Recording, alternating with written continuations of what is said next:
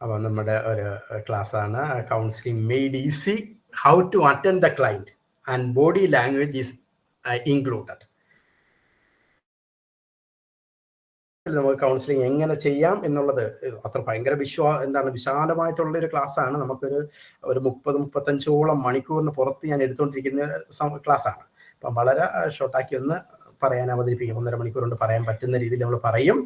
അപ്പം ആ കൗൺസിലിങ്ങിൻ്റെ കുറച്ച് സ്റ്റെപ്സും കാര്യങ്ങളൊക്കെയാണ് ഇൻ്റഗ്രേറ്റ് ചെയ്തിരിക്കുന്നത്. അതോടൊപ്പം തന്നെ ഒരു ക്ലൈൻറ്റ് വരുമ്പോഴത്തേക്ക് അവരെ നമ്മൾ ഏത് പൊസിഷനിൽ അറ്റൻഡ് ചെയ്യണം, അത് സൈക്കോളജിക്കൽ അറ്റൻഡിങ്ങും ഉണ്ട്, ഫിസിക്കൽ അറ്റൻഡിങ്ങും ഉണ്ട്. നമ്മൾ സംസാരിക്കുന്നത് ഫിസിക്കൽ അറ്റൻഡിങ്ങിനകത്ത് ക്ലൈൻറ്റിനെ എത്രമാത്രം അവരെ അടുത്ത് വരെ നമുക്ക് അടുപ്പിക്കാൻ പറ്റും, എത്രമാത്രം ഡിസ്റ്റൻസ് നമുക്ക് കീപ്പ് ചെയ്യാം എന്നുള്ളൊരു മേഖലയെക്കുറിച്ചൊന്ന് പറയുന്നതായിരിക്കും.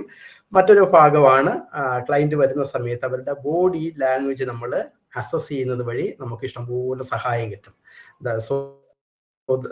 അതുകൊണ്ടാണ് നമ്മൾ പറയുക the body speak louder than the words. നമ്മൾ പറയുന്ന വാക്കുകളെക്കാളൊക്കെ കൂടുതൽ സംസാരിക്കുന്നത് നമ്മുടെ ശരീരമാണ്. അത് മൃഗങ്ങളുടെ കാര്യത്തിലായാലും മനുഷ്യരുടെ കാര്യങ്ങളിലായാലും. അപ്പം ബോഡി ലാംഗ്വേജ് വലിയൊരു സംഭവമായിട്ട് നമുക്ക് മനസ്സിലാക്കാനായിട്ട് സാധിക്കും. ഇതുമായിട്ട് ബന്ധപ്പെട്ട് നമ്മൾ പറയുമ്പോൾ all counsellors and healing professionals are wounded healer. ഇഷ്ടംപോലെ ഡിസ്പ്യൂട്ട് നടക്കുന്ന ഒരു സംഭവമാണ്. ആർക്കാണ് കൗൺസിലിംഗ് കൊടുക്കാനായിട്ട് സാധിക്കുന്നത്? ആ കൊടുക്കുന്നവര് അതിനുവേണ്ടി കോമ്പിറ്റന്റ് ആണ്. കാൾ യുങ് എന്ന് പറയുന്ന ഒരു സൈക്കോളജിസ്റ്റ് ഉണ്ടായിരുന്നു, ഫ്രോയിഡിന്റെ ശിഷ്യനായിരുന്നു. അദ്ദേഹമാണ് ആദ്യമായിട്ട് ഒരു കൗൺസിലർ എന്ന് പറയുന്ന വ്യക്തി, അല്ലെങ്കിൽ ഒരു പ്രൊഫഷണലായിട്ട് ഹീൽ ചെയ്യുന്ന ഡോക്ടേഴ്സ്, ഇവരെല്ലാം വൂണ്ടഡ് ഹീലർ ആണെന്ന് പറഞ്ഞു വെച്ചത്. അപ്പം അതിൻ്റെ അർത്ഥം ഇത്രയുമാണ് നമ്മൾ മനസ്സിലാക്കേണ്ടത്. മുറിവേറ്റ വൈദ്യന് മാത്രമേ ഒരാളെ സൗഖ്യപ്പെടുത്താനായിട്ട് സാധിക്കത്തുള്ളൂ. ആ മുറിവുകളിലൂടെ കടന്നുപോയി ആ മുറിവും വെച്ചുകൊണ്ട് ജീവിച്ചുകൊണ്ട് കാര്യങ്ങൾ പറയുന്നവന് മറ്റുള്ള ഒരാൾക്ക് സൗഖ്യം കൊടുക്കാനായിട്ട് പറ്റത്തില്ല. But he has to be healed.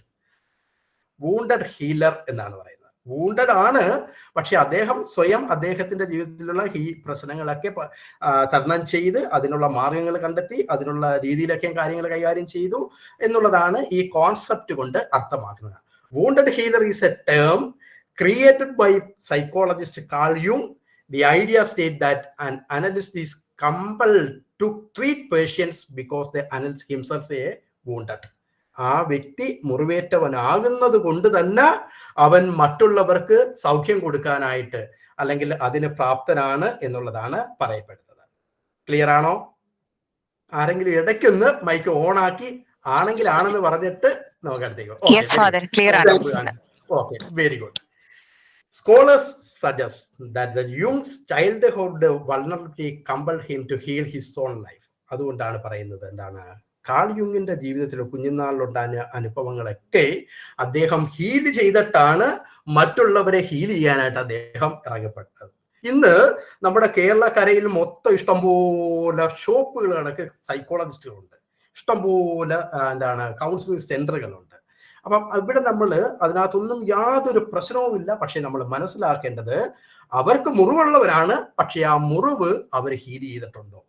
അല്ലെങ്കിൽ സംഭവിക്കുന്ന ചരിത്രങ്ങളൊക്കെ എനിക്ക് കേരളത്തിൽ അറിയപ്പെടുന്ന നല്ല ഒരു സൈക്കോളജിസ്റ്റ് ആയിട്ടുള്ള ഒരു ചേച്ചി എനിക്കൊരു കാര്യം പറഞ്ഞത്, ഒരു ഉദാഹരണം പറഞ്ഞതാണ്.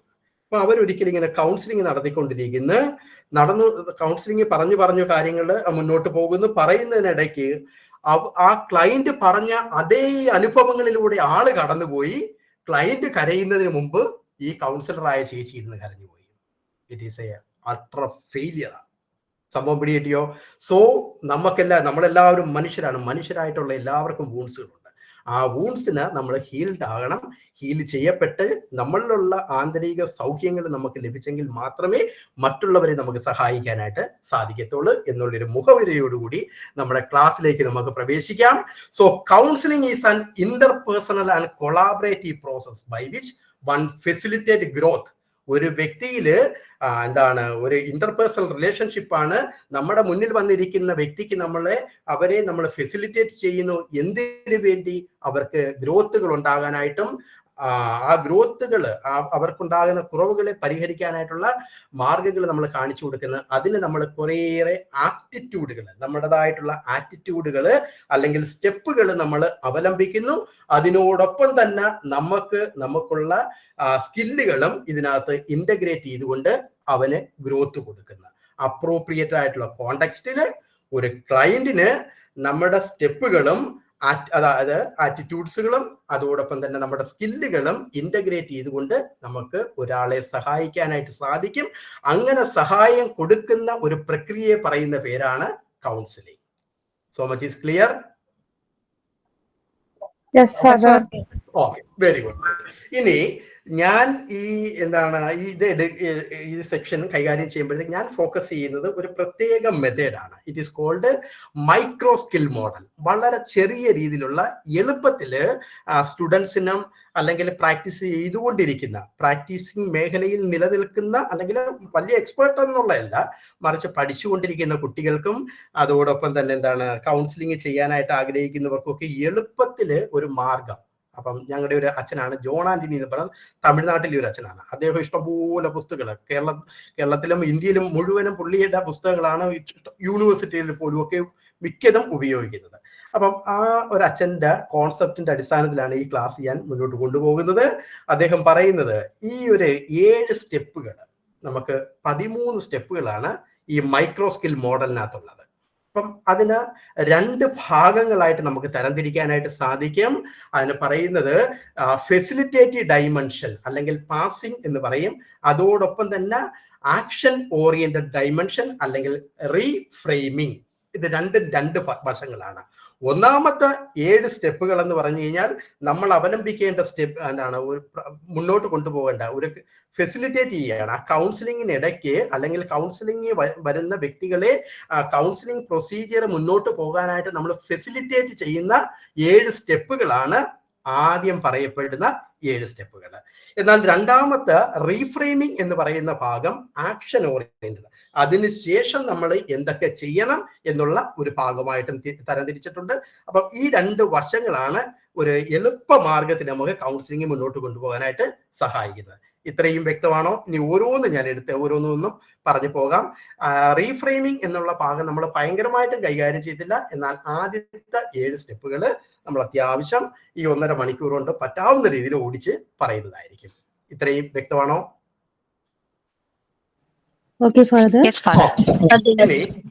ഇതുപോലെ തന്നെ ഈ 13 സ്റ്റെപ്പുകൾക്കിടയ്ക്ക് ഒരു കൗൺസിലറിനുണ്ടായിരിക്കേണ്ട ഇഷ്ടംപോലെ ഗുണങ്ങളുണ്ട്. നിങ്ങൾ പഠിച്ചപ്പോഴൊക്കെ മനസ്സിലാക്കിയിട്ടുണ്ടാകാം. അതിനകത്ത് പ്രധാനമായിട്ടും ജെനുവിനായിരിക്കണം കൗൺസിലർ. വരുന്ന ക്ലയന്റിനോട് നമ്മൾ റെസ്പെക്ട് കാണിക്കണം. അത് ഇഷ്ടംപോലെ രീതിയിലുള്ള റെസ്പെക്റ്റുകളുണ്ട്.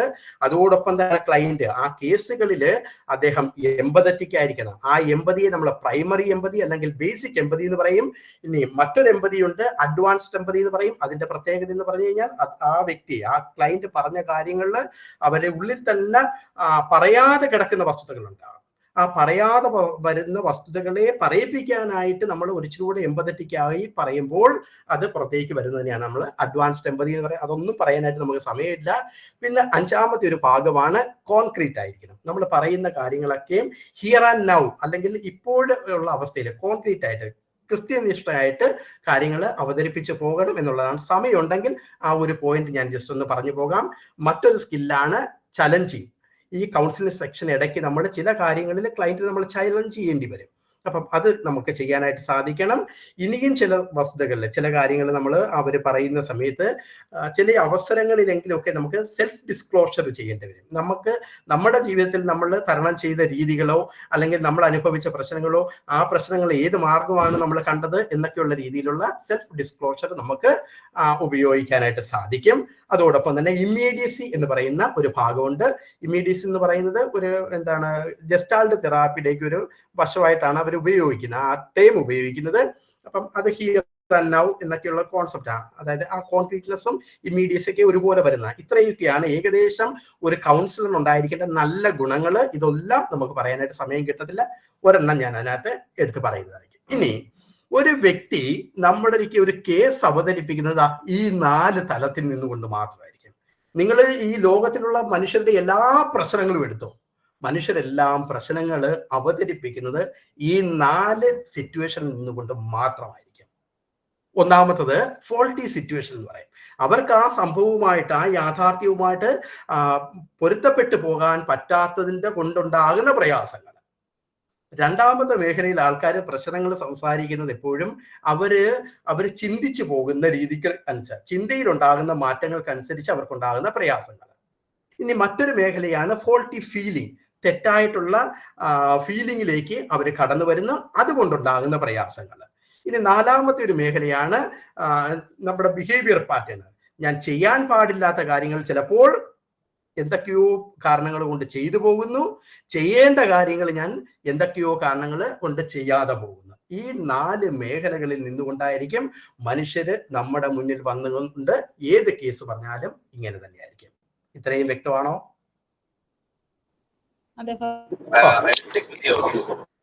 Okay, very good. ഇനി ഇവരെങ്ങനെയാണ് നമ്മുടെ കേസുകൾ പറയുന്നത്? ക്ലയന്റ് കേസ് പറയുന്നത് എക്സ്പ്രസിങ് എന്ന് പറയുന്ന ആ വാക്കുകളൊക്കെ ഒന്ന് വേണമെങ്കിൽ ജസ്റ്റ് നോട്ട് ചെയ്തോ. നമുക്കതിനകത്ത് ഞാൻ ഇതിനകത്ത് ഇൻക്ലൂഡ് ചെയ്തിട്ടില്ല വലുതായിട്ട്.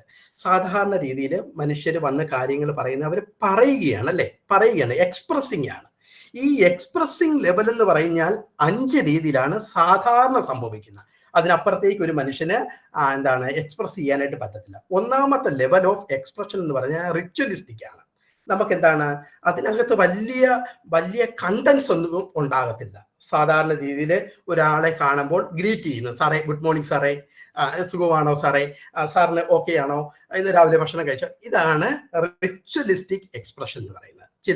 ചില വ്യക്തികള് കൗൺസിലിംഗ് സെഷൻ വന്നിട്ട് ഇത്രയും മാത്രമേ പറയത്തുള്ളൂ, ഡീപ്പറായിട്ട് കാര്യങ്ങൾ പറയത്തില്ല. അപ്പം അത് നമ്മൾ അസസ് ചെയ്യുക, മനസ്സിലാക്കുക. രണ്ടാമത് മനുഷ്യർ പറയുന്ന മറ്റൊരു പ്രക്രിയ റിപ്പോർട്ടിംഗ് എന്ന് പറയും. റിപ്പോർട്ട് ചെയ്തിട്ട് കാര്യങ്ങൾ അവതരിപ്പിക്കും. ഈ റിച്വലിസ്റ്റിക്കിനേക്കാളും ഒരല്പം കൂടി ഉയർന്നു നിൽക്കുന്ന ഒരു പ്രത്യേകതയാണ് ഈ റിപ്പോർട്ടിംഗ് സ്റ്റൈൽ എന്ന് പറയുന്നത്. അപ്പം സ്വാഭാവികമായിട്ടും അവർ റിപ്പോർട്ട് ചെയ്യുമ്പോഴത്തേക്ക് അവർക്ക് സംഭവിച്ച കാര്യങ്ങൾ, ദേ സ്പീക്ക് അബൌട്ട് ഹിസ്റ്ററി. വ്യക്തമാണോ? ഒരു ഹിസ്റ്ററി അവര് സ്വാഭാവികമായിട്ട് അവർ ചിലപ്പം സംസാരിക്കുന്ന ഒരു ഹിസ്റ്ററിയെ കുറിച്ച്, അവരുടെ ചരിത്രം, അവർക്ക് സംഭവിച്ച കുറച്ച് കാര്യങ്ങളെ കുറിച്ച് സംസാരിക്കും. അതല്ലെങ്കിൽ ഇനി ചില ഈവൻസിനെ കുറിച്ച് നമുക്ക് നമ്മുടെ അടുത്ത് പറയുമായിരിക്കും. അല്ലെങ്കിൽ ചില പ്ലേസുകളെ കുറിച്ച് പറയുമായിരിക്കും. അപ്പം ഇങ്ങനെയുള്ള സംഭാഷണങ്ങളെല്ലാം, ഭയങ്കര ഡെപ്തിലേക്ക് പോകാത്ത എല്ലാ സംഭാഷണങ്ങളെയും അതും അവർ എക്സ്പ്രസ് ചെയ്യുന്നത് എങ്ങനെയാ? ഈ റിപ്പോർട്ടിംഗ് സ്റ്റൈലിലായിരിക്കും. സോ ക്ലയന്റ് വന്നുകൊണ്ട് നമ്മുടെ അടുത്ത് പറയുന്ന കാര്യങ്ങൾ വളരെ കൃത്യമായിട്ട് നമ്മൾ അസസ് ചെയ്തെടുക്കുക എന്നുള്ളതാണ് അതിന്റെ പ്രക്രിയ. അപ്പം റിച്വലിസ്റ്റിക് എക്സ്പ്രഷൻ ആണോ? സാധാരണ കൗൺസിലിങ്ങിന് വരുമ്പോഴത്തേക്ക് 4ാമത്തെ 5ാമത്തെ ലെവലിലേക്ക് ഉള്ള രീതിയിലായിരിക്കും അവർ പറയുന്നത്. അത് ഞാൻ പറയാം എന്താണെന്നുള്ളത്. മറ്റൊരു മേഖലയാണ് ജഡ്ജ്മെന്റ്. ചില കാര്യങ്ങൾ അവർ ജഡ്ജ് ചെയ്തിട്ടായിരിക്കും പറയുന്നത്. The third level will be given your judgement about facts. നേരത്തെ നമ്മൾ പറഞ്ഞ അല്ലെങ്കിൽ അവർ അവതരിപ്പിച്ച ആ ഫാക്ട്സിനെ കുറിച്ച് ആ വ്യക്തികള് ഒരല്പം കൂടി ഒന്ന് ചിന്തിച്ചിട്ട് ജഡ്ജ് ചെയ്തിട്ടായിരിക്കും ആ ഫാക്ട്സ് നമ്മുടെ അടുത്ത് അവതരിപ്പിക്കുന്നത്. So it is a judgement style. അപ്പം does also revealing your attitude or mental affiliation. അതുകൊണ്ട് ആ അഫക്ട്സ് സംഭവിച്ചതുകൊണ്ട്, ആ ഫാക്ട്സ് സംഭവിച്ചത് കൊണ്ട് അതിനകത്ത് അവർ ജഡ്ജ്മെന്റ് നടത്തുന്നു. ആ ജഡ്ജ്മെന്റിന്റെ അടിസ്ഥാനത്തിൽ അവർക്ക് ഇനി എന്തൊക്കെയാണ് അവരുടെ ആറ്റിറ്റ്യൂഡിനകത്തും അവരുടെ ചിന്തകളിലും ഒക്കെ സംഭവിക്കുന്നെന്നുള്ള രീതിയിലുള്ള ചെറിയ നരേഷൻസ് കൂടി, ഒരു ഉയർന്ന ഒരു എക്സ്പ്രസീവ് രീതിയാണ് ഈ ജഡ്ജ്മെന്റ് സ്റ്റൈൽ എന്ന് പറയുന്നത്. അത് വ്യക്തമാണോ? Yes father. ഇനി കൗൺസിലിംഗ് സെക്ഷനകത്ത് ആൾക്കാർ സ്വാഭാവികമായിട്ടും നമ്മുടെ സംസാരിക്കുന്നത് ഈ ജഡ്ജ്മെന്റ് ലെവലിൽ നിന്നുകൊണ്ടായിരിക്കും. അത്യാവശ്യമുള്ള ആൾക്കാരെല്ലാം സംസാരിക്കുന്നത് ജഡ്ജ്മെന്റ് ലെവലിൽ നിന്നുകൊണ്ട്, അല്ലെങ്കിൽ ആ ജഡ്ജ്മെന്റ് ഫോക്കസിൽ നിന്നായിരിക്കും അവർ എക്സ്പ്രസ് ചെയ്യുന്നത്. അടുത്ത ഒരു ലെവലാണ് ഫീലിംഗ് ലെവൽ എന്ന് പറയും. ഫീലിംഗ് ലെവലിലേക്ക് നമ്മൾ സ്വാഭാവികമായിട്ടും ആൾക്കാർ കാര്യങ്ങൾ അവതരിപ്പിക്കുമ്പോൾ അത് അവരുടെ പേഴ്സണാലിറ്റി കൂടി ഇന്റഗ്രേറ്റ് ചെയ്തിട്ടായിരിക്കും നമ്മുടെ അടുത്ത് കാര്യങ്ങൾ പറയുന്നത്. Feeling are unique to every one. ആ ഫീലിംഗ് എന്ന് പറയുന്നത് ഓരോരുത്തരുടെയും സംബന്ധിച്ച് അവരുടേതാണ് ആ ഫീലിംഗ് എന്ന് പറയാം. എന്റെ ഫീലിംഗ് ആയിരിക്കത്തില്ല എന്നെ കേട്ടോണ്ടിരിക്കുന്നത്, എന്റെ മുമ്പിൽ ഇരിക്കുന്ന എന്റെ അമ്മയുടെ ഫീലിംഗ് അതായിരിക്കത്തില്ല, എന്റെ പെങ്ങളുടെ ഫീലിംഗ് ആയിരിക്കത്തില്ല. ഒരു യാഥാർത്ഥ്യമാണ് സംഭവിച്ചത്. അപ്പൊ ഫീലിംഗ് ആ വ്യക്തിയുടെ അവരുടെ യുണീക് നേച്ചറാണ്. ഈ ലെവലിൽ നിന്നുകൊണ്ട് ചില ആൾക്കാർ അത്യാവശ്യം കാര്യങ്ങൾ പറയും. അതുകൊണ്ട് തന്നെ ആ ഫീലിംഗ് ലെവലിൽ സംസാരിക്കുന്നത്, ആ ഫീലിംഗും ജഡ്ജ്മെന്റിനെ കുറിച്ച് നമ്മൾ പറഞ്ഞു. ജഡ്ജ്മെന്റ് എന്ന് പറഞ്ഞാൽ പെരിഫറൽ ആയിട്ടുള്ള ഒരു സംഭാഷണം, ഫാക്ട്സ് ഉണ്ട് അതിനകത്ത്, അവർ ജഡ്ജ് ചെയ്യുന്നു. പക്ഷെ ഫീലിംഗ് ലെവലില് സാധാരണ കൗൺസിലിങ്ങിന് വരുന്ന വ്യക്തികള് ഓൾ ഓഫ് എ സഡൻ നമ്മുടെ അടുത്ത് ഈ ഫീലിംഗ് ലെവലിൽ സംസാരിക്കത്തില്ല. ഐഡിയ കിട്ടിയോ?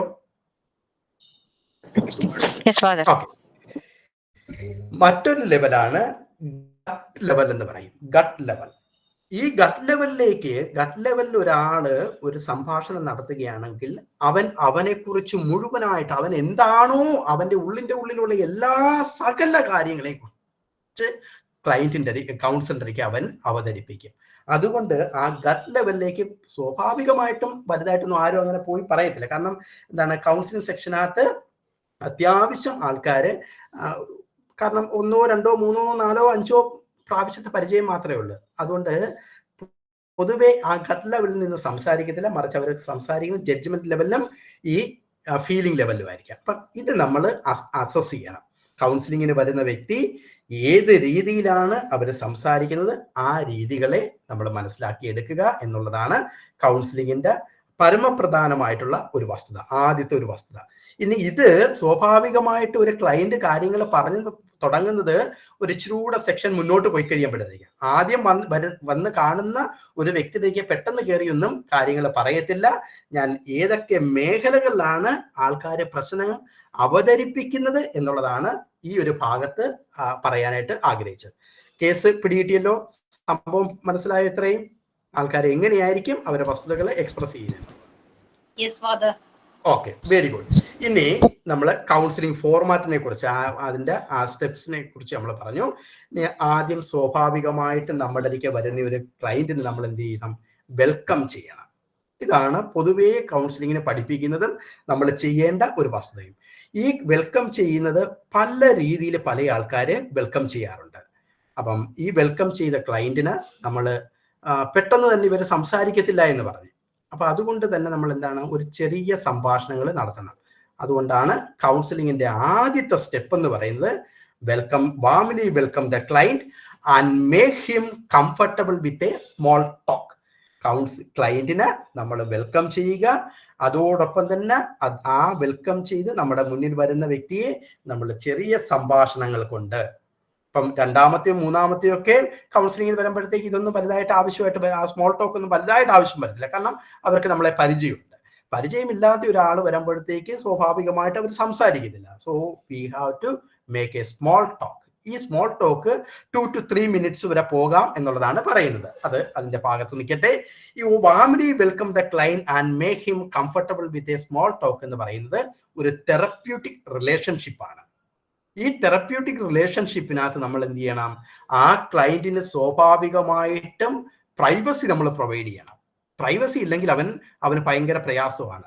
അപ്പം ഞങ്ങളുടെയൊക്കെ ഒരു റിലീജിയസ് കോൺസെപ്റ്റിലേക്ക് നിന്നുകൊണ്ട് ചില കൗൺസിലിംഗ് സെക്ഷനൊക്കെ നമ്മൾ നടത്തുമ്പോൾ ഈ പള്ളിയിലെ കാര്യങ്ങളുമായിട്ടാണ്. അപ്പൊ കോമൺ പ്ലേസുകളിൽ വെച്ച് കൗൺസിലിംഗ് എന്നുള്ള ടൈം പോലും അവിടെ ഉപയോഗിക്കാൻ പാടില്ല എന്നുള്ളതാണ്. അപ്പൊ അങ്ങനെ നടത്താറുണ്ട്. പക്ഷെ അത് ഈ പ്രൈവസി പ്രൊവൈഡ് ചെയ്യാത്തതുകൊണ്ട് ആള് കുറച്ചു നേരം നമ്മളെ കേൾക്കും, അത് കഴിയുമ്പോൾ തിരിച്ച് അങ്ങോട്ട് നോക്കും, ഇങ്ങോട്ട് നോക്കും. അപ്പൊ അത് സംഭവിക്കരുത്. അങ്ങനെ സംഭവിച്ചു കഴിഞ്ഞാൽ നമ്മളെ ക്യാച്ചപ്പ് ചെയ്യേണ്ട കാര്യങ്ങൾ കിട്ടാതെ പോകും.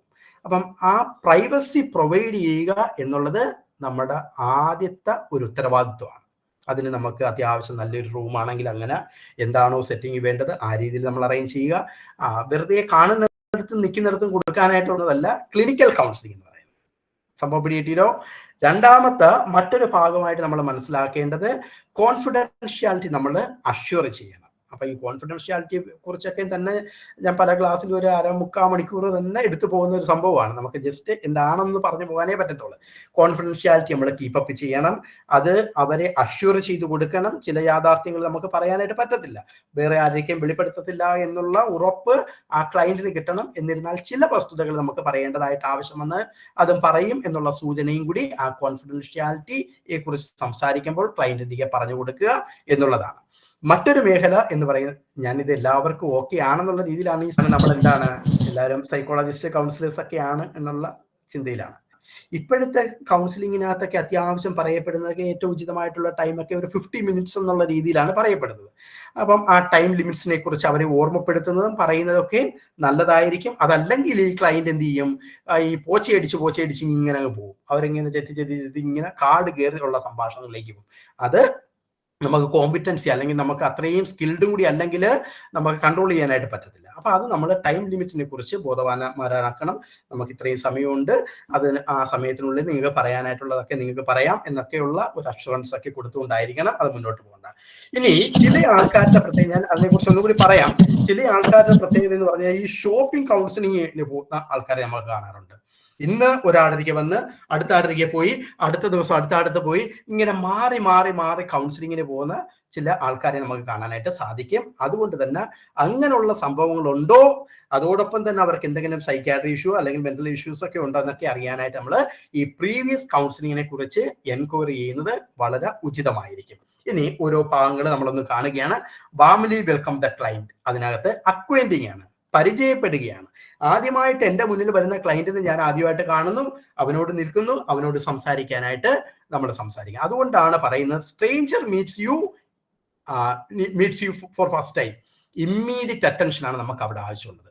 അപ്പം ആ വരുന്ന വ്യക്തിയെ ഓൾ ഓഫ് എ സഡൻ, നമ്മുടെ വീട്ടിലേക്ക് ഒരു ഗസ്റ്റ് വരുന്ന ആ ഗസ്റ്റ് വരുമ്പോഴത്തേക്ക് നമ്മൾ എന്താണ്, അവരെ വേണ്ട രീതിയിൽ സ്വീകരിച്ചില്ലെങ്കിൽ അവർക്കൊരു ഓക്വേർഡ്നെസ് ഫീൽ ചെയ്യും. അവർ നമ്മുടെ അടുത്തേക്ക് വലുതായിട്ട് പിന്നീട് അത്രയും മിങ്കിൾഡ് ആകത്തില്ല. അത്രയും ആ ഒരു തീവ്രതയോട് കൂടി തന്നെ നമ്മുടെ മുന്നിൽ വരുന്ന ക്ലയന്റിനെ കാണണം. അതല്ലെങ്കിൽ ക്ലയന്റ് സ്വഭാവം, ഇയാളാരിത് വലിയ ചാടക്കാരൻ, ഇവൻ എന്താ പറയാൻ പോകുന്നത്, ആ ഒരു സെൻസിലേക്ക് അവർ നെഗറ്റീവ് ആയിട്ടുള്ള സംഭവം വരും. Stranger meets you, immediate attention നമുക്ക് ആവശ്യമാണ്. അതുകൊണ്ടാണ് നമ്മൾ പൊതുവേ പറയുന്നത് എന്താണ്, the first impression is the best impression നമ്മൾ പറയാറുണ്ട്. അപ്പം ക്ലയന്റ് നമ്മുടെ അടുത്തേക്ക് വരുമ്പോഴത്തേക്ക് ഈ ഏകദേശം ആ ഫസ്റ്റ് ഇംപ്രഷനിൽ തന്നെ അവരിലേക്ക് നമുക്ക് ഇംപ്രസ്ഡ് ആകാനായിട്ട് സാധിക്കണം. അതല്ലെങ്കിൽ ഒരു സെക്കൻഡ് ചാൻസ് വളരെ കുറവാണ്. പിന്നീട് നമ്മൾ എത്രമാത്രം ഇംപ്രസ് ചെയ്യാനായിട്ട് ശ്രമിച്ചാലും ആ ഇംപ്രഷൻ വളരെ പ്രയാസമായിരിക്കും. നമ്മൾ നമ്മുടെ ജീവിതവുമായിട്ട് വെറുതെ വെച്ചൊന്ന് ചിന്തിച്ച് നോക്ക്. നമ്മളെ ഒരാൾക്ക് ആദ്യം കാണുന്നിടത്ത് ആളുടെ ആദ്യം കണ്ടപ്പോൾ നമ്മളെ ഭയങ്കരമായിട്ട് സ്വീകരിച്ച ഒരാളുടെ നമുക്ക് പ്രത്യേക ഒരു അറ്റാച്ച്മെന്റ് ഉണ്ട്. അപ്പം കാണാത്ത ഒരാളടുത്ത് സ്വാഭാവികമായിട്ട് നമ്മൾ എന്താണ്, ഒരിച്ചിരി ഡിറ്റാച്ച് ചെയ്ത് നിൽക്കുന്ന ഒരവസ്ഥയുണ്ട്. So the stranger meets you first time, immediate attention ആണ് നമുക്ക് ആവശ്യമുള്ളത്. മനസ്സിൽ സൂക്ഷിക്കണം, നമ്മൾ ഒരിക്കലും ഒരു സെക്കൻഡ് ചാൻസിന് സാധ്യതയില്ല. അതുകൊണ്ട് ഫസ്റ്റ് ചാൻസിൽ തന്നെ അവരെ നമ്മൾ ഇംപ്രസ് ചെയ്യുക എന്നുള്ളതാണ്. Form judgement about you in 90 second. ഒരാള് നമ്മുടെ മുന്നിൽ വന്നു കഴിഞ്ഞാൽ 90 സെക്കൻഡിനുള്ളിൽ അത്യാവശ്യം നമ്മളെ കുറിച്ചുള്ള സ്വഭാവവും കാര്യവും അവർ പഠിക്കും. 90 സെക്കൻഡ് മതി. അപ്പം അത് ക്ലയന്റിനും സാധ്യമാണ്, കൗൺസിലറിനും സാധ്യമാണ്. ഇനി ഇതിനിടയ്ക്കൊന്ന് പറയാനായിട്ട് സാധിക്കുന്നത്, നമ്മൾ ഈ ക്ലിനിക്കൽ കൗൺസിലിംഗ് എന്ന് പറഞ്ഞ് ഉദ്ദേശിക്കുന്നത് ഭയങ്കരമായിട്ടുള്ള ഹൂ ക്യാൻ ബി കൗൺസിൽഡ്, ആരെയാണ് നമുക്ക് കൗൺസിൽ ചെയ്യാനായിട്ട് സാധിക്കുന്നത്?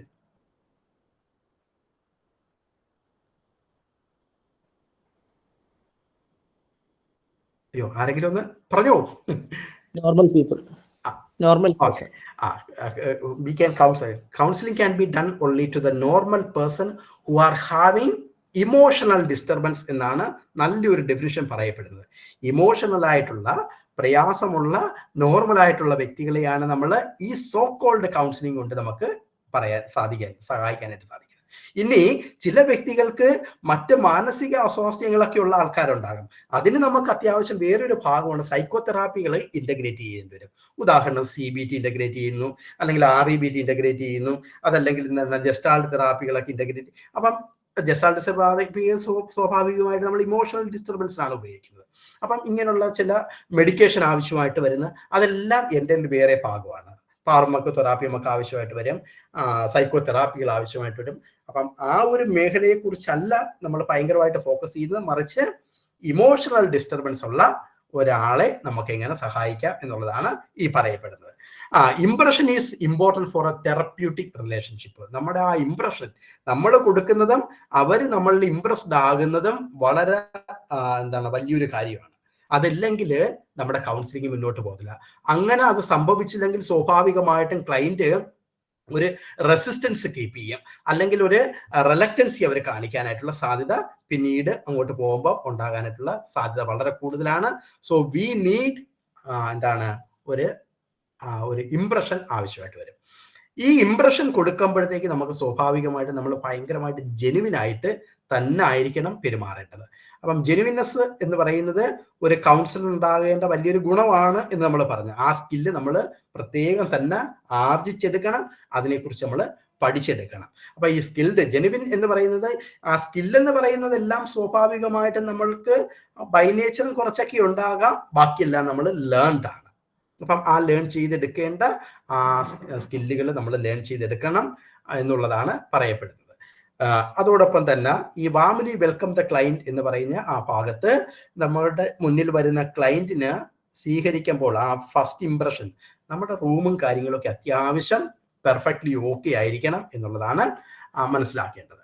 ഇനി ചില വ്യക്തികൾ ഈ ക്ലയന്റ് വരുമ്പോഴത്തേക്ക് പല രീതിയിലാണ് അവരെ സ്വീകരിക്കുന്നത്.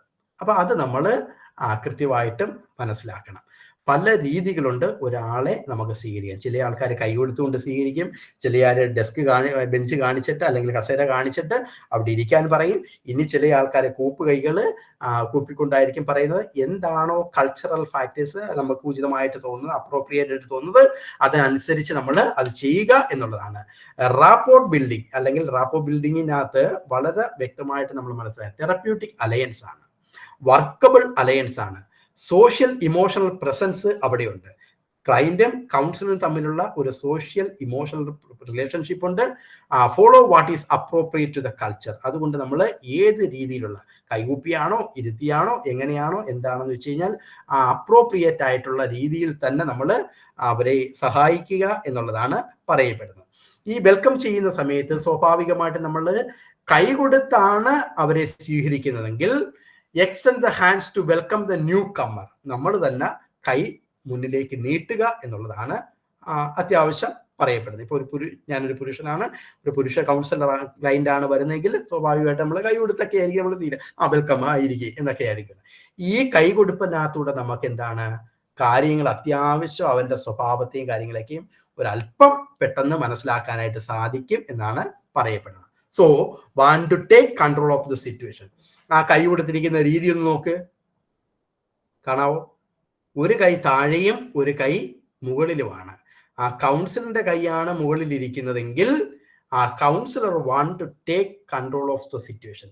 ഇനി നടക്കാനായിട്ട് പോകുന്ന അല്ലെങ്കിൽ ആ സെക്ഷനെ ഞാൻ കൺട്രോൾ ചെയ്യും എന്നുള്ള ഒരു സൂചനയിലാണ് ആള് ആ മുകളിലത്തെ കൈ കൗൺസിലറിന്റെ ആണെങ്കിൽ ഇരിക്കുന്നത്. സംഭവം പിടികിട്ടിയോ? നമുക്ക് ബോഡി ലാംഗ്വേജ് ഒന്നും ഭയങ്കരമായിട്ട് അങ്ങ് പറഞ്ഞു പോകാനായിട്ട് സമയമില്ല, അത്യാവശ്യം ഉള്ളതൊക്കെ ഒന്ന് പറയാം. ഇനി രണ്ടാമത്തെ കൈ നോക്കൂ. ഒരാളുടെ കൈ, കൗൺസിലിന്റെ കൈ നേരെ പെട്ടെന്ന് അടിയിലേക്ക് പോയി, സബ്മിസീവ് ആണ്. നീ പറയുന്നത്, നീ എന്ത് പറഞ്ഞാലും ഞാൻ കേട്ടോളാം എന്നൊക്കെയുള്ള സൂചനകളാണ്, സബ്മിസീവ് ആണ്. എന്നാൽ മൂന്നാമത്തെ ഹാൻഡ് പാർട്ട്ണർഷിപ്പ് ഹാൻഡ് ഷേക്ക് ആണ്. രണ്ടുപേരും അത്യാവശ്യം ഒരുപോലെ ഷേക്ക് ചെയ്ത്. ഈ ഷേക്കിംഗ് ആണ് എങ്കിൽ നമ്മുടെ അലയൻസ് അല്ലെങ്കിൽ ആ കൗൺസിലിംഗ് സെക്ഷൻ അത്യാവശ്യം നന്നായിട്ട് മുന്നോട്ട് പോകും എന്നുള്ളതിന്റെ സൂചനയാണ്. Because both councillor and the client are working together. രണ്ടുപേരും ഒരു വർക്കബിൾ അലയൻസ് ഉണ്ടാക്കിയിട്ട് രണ്ടുപേരും അതിനുവേണ്ടി ശ്രമിക്കും എന്നുള്ളതിന്റെ ഒരു ഇൻഡയറക്റ്റ് സൂചനയാണ് ബോഡി ഈ രീതിയിൽ സംസാരിക്കുന്നത്. രണ്ടാമത്തെ മറ്റൊരു പ്രത്യേകത, ചില ആൾക്കാർ കൈ കൊടുത്തിട്ട് ഇങ്ങനെ കൈ കയറി പിടിക്കും. Love handshake, politician handshake, ഇങ്ങനെയൊക്കെയാണ് അതിനെ പറയപ്പെടുന്നത്. അതിന്റെ അർത്ഥം അവർ wants to keep impression, honest ആണ്, നിനക്ക് എന്നെ വിശ്വസിക്കാം, ഞാൻ അഫക്ഷനേറ്റ് ആണ്, സ്നേഹമുള്ളവരാണ്, ഞാൻ സത്യസന്ധനാണ്, എന്നെ വിശ്വസിക്കാം എന്നൊക്കെയുള്ളതിൻ്റെയൊക്കെ സൂചനയാണ് ഒരാൾ കൈ കൊടുത്തിട്ട് മറ്റേ കൈയെടുത്ത് ആളുടെ പുറകിലേക്ക് പിടിച്ചു കഴിഞ്ഞാൽ അത് ഒരു ചൂട വാംത് ആയിട്ടുള്ള ഷെയ്ക്ക് ഹാൻഡാണ്. അപ്പം ഇതിന്റെ ഒരു വലിയൊരു പ്രശ്നം എന്ന് പറഞ്ഞു കഴിഞ്ഞാൽ സ്വാഭാവികമായിട്ടും കൗൺസിലിങ്ങിന് വരുന്ന വ്യക്തിക്ക് ഓൾ ഓഫ് എ സഡൻ ഈ ഒരു രീതിയിൽ നമ്മൾ പിടിച്ചു കഴിഞ്ഞാൽ അവര് ഡിസ്റ്റർബ്ഡ് ആകുമോ ഇല്ലയോ? ഒരു 4 or 5 സെഷനൊക്കെ കഴിഞ്ഞിട്ടാണെങ്കിൽ it is fairly good. Otherwise is എന്താണ് ആൾക്ക് ഇമോഷണൽ ആയിട്ടുള്ള പ്രയാസം ഉണ്ടാകാനായിട്ടുള്ള സാധ്യത വളരെ കൂടുതലാണ്. ഓക്കെ, ഇനി ചില ആൾക്കാർ ഹാൻഡ് തരുമ്പോഴത്തേക്ക് വീക്കർ ക്യാരക്ടറെ സൂചിപ്പിക്കുന്നതാണ്. ഭയങ്കര നമുക്ക് മാനിപ്പുലേറ്റ് ചെയ്യാം, നമ്മൾ പറയുന്നതോടൊക്കെ തന്നെ ഇവൻ പോകും എന്നൊക്കെ ഉള്ളതിന്റെ സൂചനയാണ് ഈ dead fish hand shake easily manipulate. പ്രത്യേകിച്ചും സെക്ഷലി മാനിപ്പുലേറ്റ് ചെയ്യാനൊക്കെയുള്ള സാധ്യത വളരെ കൂടുതലാണെന്നൊക്കെയാണ് എന്താണ് നമ്മുടെ ബോഡി ലാംഗ്വേജ് സ്റ്റഡീസ് എല്ലാം പറയുന്നത്. ഡെഡ് ഫിഷ് ഹാൻഡ് ഷേക്ക് എന്നാണ് ഇതിനെ വിളിക്കുന്നത്. അത്യാവശ്യം ഓക്കെ ആണോ സംഭവം? അടുത്തതാണ് നക്കിൾ ക്രാക്കിംഗ്. ചില ആൾക്കാർ കൈ തന്നിട്ട് ഇങ്ങനെ പിടിച്ചിട്ട് അറ്റം പിടിച്ചിങ്ങനെ ഞെക്കും. അഗ്രസീവ്നെസ്, ആ ആൾക്ക് അഗ്രസീവ് ബിഹേവിയർ ഉണ്ടെന്നുള്ള ഇൻഡയറക്റ്റ് സൂചനയാണ് ഇത്. അഗ്രസീവ് ആയിട്ടുള്ള ബിഹേവിയർ ആണെന്നുള്ള സൂചന. മറ്റൊരെണ്ണമാണ് giving only the tip of the finger. എനിക്ക് നല്ല പരിചയമുള്ള എൻ്റെ നല്ല ബെസ്റ്റ് ഫ്രണ്ടാണ്, എൻ്റെ ഒരു സൗഹൃദം, ഒരു SI ആണ്. അപ്പൊ ഇവൻ കൈ എപ്പോൾ തന്നാലും ഈ ഒരു രീതിയിലേ തരത്തുള്ളൂ. ഞാൻ അത്യാവശ്യം ആളെ പഠിപ്പിച്ചിട്ടു. അപ്പൊ ഞാൻ ഒരിക്കലും ഇങ്ങനെ ചോദിച്ച്, അപ്പം ആള് നല്ല ഫ്രണ്ട്ഷിപ്പും കാര്യങ്ങളുമാണ്.